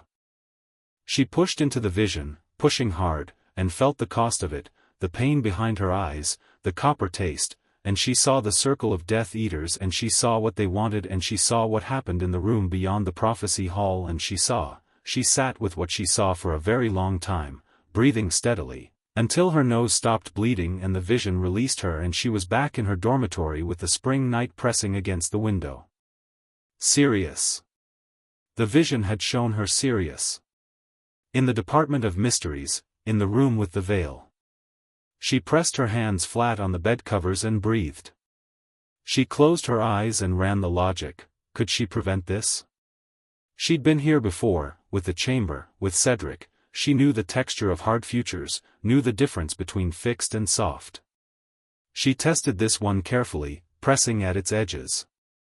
The trap was soft. The reason Harry would walk into the trap was soft. She could see the mechanism of it, Voldemort in Harry's mind, showing him what he wanted Harry to see. That was preventable. She could tell Harry. She could tell him and it would change the shape of the event and Sirius would not. She stopped. Thought harder. If she told Harry tonight that this was coming, that it was a trap, that Sirius wasn't actually in danger, Harry would know. Harry would know and he would not go, and Voldemort would not get what he wanted tonight, but Voldemort did not stop wanting things. He would try again with more preparation, more certainty, a tighter trap. And the people who walked into the second trap might not walk out of it. The choice was, one terrible loss now, or a worse unknown later. She sat with this until the sky outside the window started to lighten, and she made the worst decision she'd ever made. She didn't go to Harry. May unfolded with the terrible efficiency of things moving toward their predetermined collision. She watched Harry navigate the occlumency lessons with Snape, which were clearly going badly in ways she could see but couldn't fix, the problem being that both parties approached the exercise from the wrong direction, Snape with contempt and Harry with walls rather than emptiness, and the combination was producing exactly the opposite of what occlumency required. She couldn't teach him occlumency herself, not well enough, not with the specific technique needed to block Voldemort. What she could do was tell him something that might redirect the approach. Occlumency isn't a wall, she said one afternoon in May, sitting on the stone steps outside after a DA session that was now fully underground and not officially sanctioned. People teach it like it is. It isn't. Harry looked at her. What is it? Calm water, she said. Not a wall, still water. If there's nothing on the surface, there's nothing to grab. You build walls and he pushes against them and the resistance tells him what's behind them. She paused. Empty the surface. Let him look. Give him nothing. Harry sat with this. That's different from what Snape, I know, she said. Try it anyway. She could see from his expression that the Snape lessons were worse than she'd gathered secondhand, that something had happened in them, something about a memory, something raw, and she didn't push on it. She gave him what she could give him and let him carry the rest. She was not able to give him enough. She knew this. The night it happened, she was in the Gryffindor common room when Harry ran in with the look on his face that she'd been dreading since April, the look that meant the vision in Voldemort's mind had worked, that he'd seen Sirius in the Department of Mysteries and believed it. She stood up. He was talking to Hermione and Ron in a rapid, low voice, the words tumbling with the urgency of someone who had already decided and was now in the implementation phase. She crossed the room and put herself in front of him. Harry, she said. He looked at her and she could see in his face that he was already gone, already in the Department of Mysteries, already running through the plan, the logic of it too clear and too urgent to be questioned. His face said, "Don't tell me not to go." "I'm not going to tell you not to go," she said. "I know you're going. I know why." She held his gaze. "I'm coming with you." "Parvati, I'm coming," she said, with the tone she used when the matter was settled, the tone she developed over years of training, steady and final. "You need people who can fight." "I can fight." He looked at her. She watched him calculate, the risk of bringing her, the risk of going without her, what he'd seen her do over 5 years, and the calculation ran the way calculations ran when you actually looked at the full information, which was, "She's right and I know it." "All right," he said. She looked at the others. Ron, already committed, she could see it. Hermione, present, resolving her objections into preparations in real time. Neville, standing up without being asked, with the straightened spine she'd been watching develop since their second DA session. Ginny, ready, the Weasley quality of her at full strength, focused and unafraid. Luna, already holding her shoes, having apparently been ready to leave for some time. 6 people. The 6 she'd identified in February. She'd always known it would be these 6. The Department of Mysteries was wrong in the way of all institutional magic that had been sitting too long with its purpose unchallenged. The corridors had the quality of a place that didn't often have people in it and wasn't pleased about having them now. The brain room, the space room, the time room, they moved through them with the careful speed of people who understood that wrong doors in this place would cost them time they didn't have. The Hall of Prophecy was enormous and blue-lit and full of glass spheres that hummed faintly and arranged themselves in tall shelves that went up further than she could see. She moved through it beside Harry and kept her seer sense carefully closed. The combined resonance of thousands of prophecies in one room was the kind of noise that could overwhelm an open seer channel. She'd read this and she trusted the reading. The trap closed exactly as she'd known it would. Death Eaters materializing from the shadows between the shelves, arranged in a circle, and at their center Lucius Malfoy with the cold precision of someone who had been waiting calmly for exactly this. She had her shield up before the first spell was cast, the responsive shield, Mrs. Bhattacharya's shield, the one that moved to meet the angle of what came at it, and she cast it wide enough to cover Harry and herself both, buying the 3 seconds they needed to not be caught standing still. "Don't give them the prophecy," she said to Harry, low and fast. "That's what they're here for. Don't give it to them no matter what." Then the room broke open and there was no more room for conversation. She fought. She fought the way she'd been training to fight for 6 years, the way Mrs. Bhattacharya had built into her muscle and reflex and quick decision-making, moving, always moving, not standing still long enough to be a static target, using the terrain of the room, the shelves, and the spacing and the blue half-light. She took down a Death Eater with a stunning spell in the first 20 seconds, clean and fast, targeting the gap in his defense when he turned to acquire Harry as his target. She put up a Protego Tot Alum over Neville when a spell came at him from his blind side and she didn't stop moving while she did it. The fight had the quality all fights had when you trained enough, time stretching and contracting simultaneously, the tunnel of attention, the world reduced to threats and angles and decisions made faster than thought. She took a slicing hex across her left forearm that she didn't feel until 3 seconds after it happened, which was how that worked. She kept moving. Harry was extraordinary in this room. She caught glimpses of him between her own engagements and what she saw confirmed everything she'd been building toward for 5 years, the instinct, the pressure performance, the refusal to leave anyone behind operational even in the middle of a genuine crisis. He fought with the energy of someone who had stopped being afraid of danger and started being angry at it, which was the right emotional configuration for survival. Neville fell.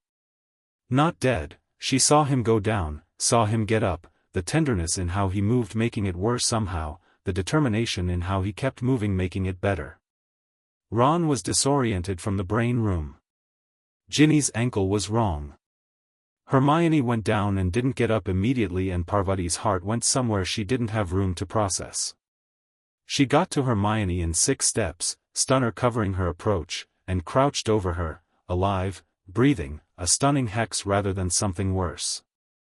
She stayed crouched beside her with her shield wide until Harry came.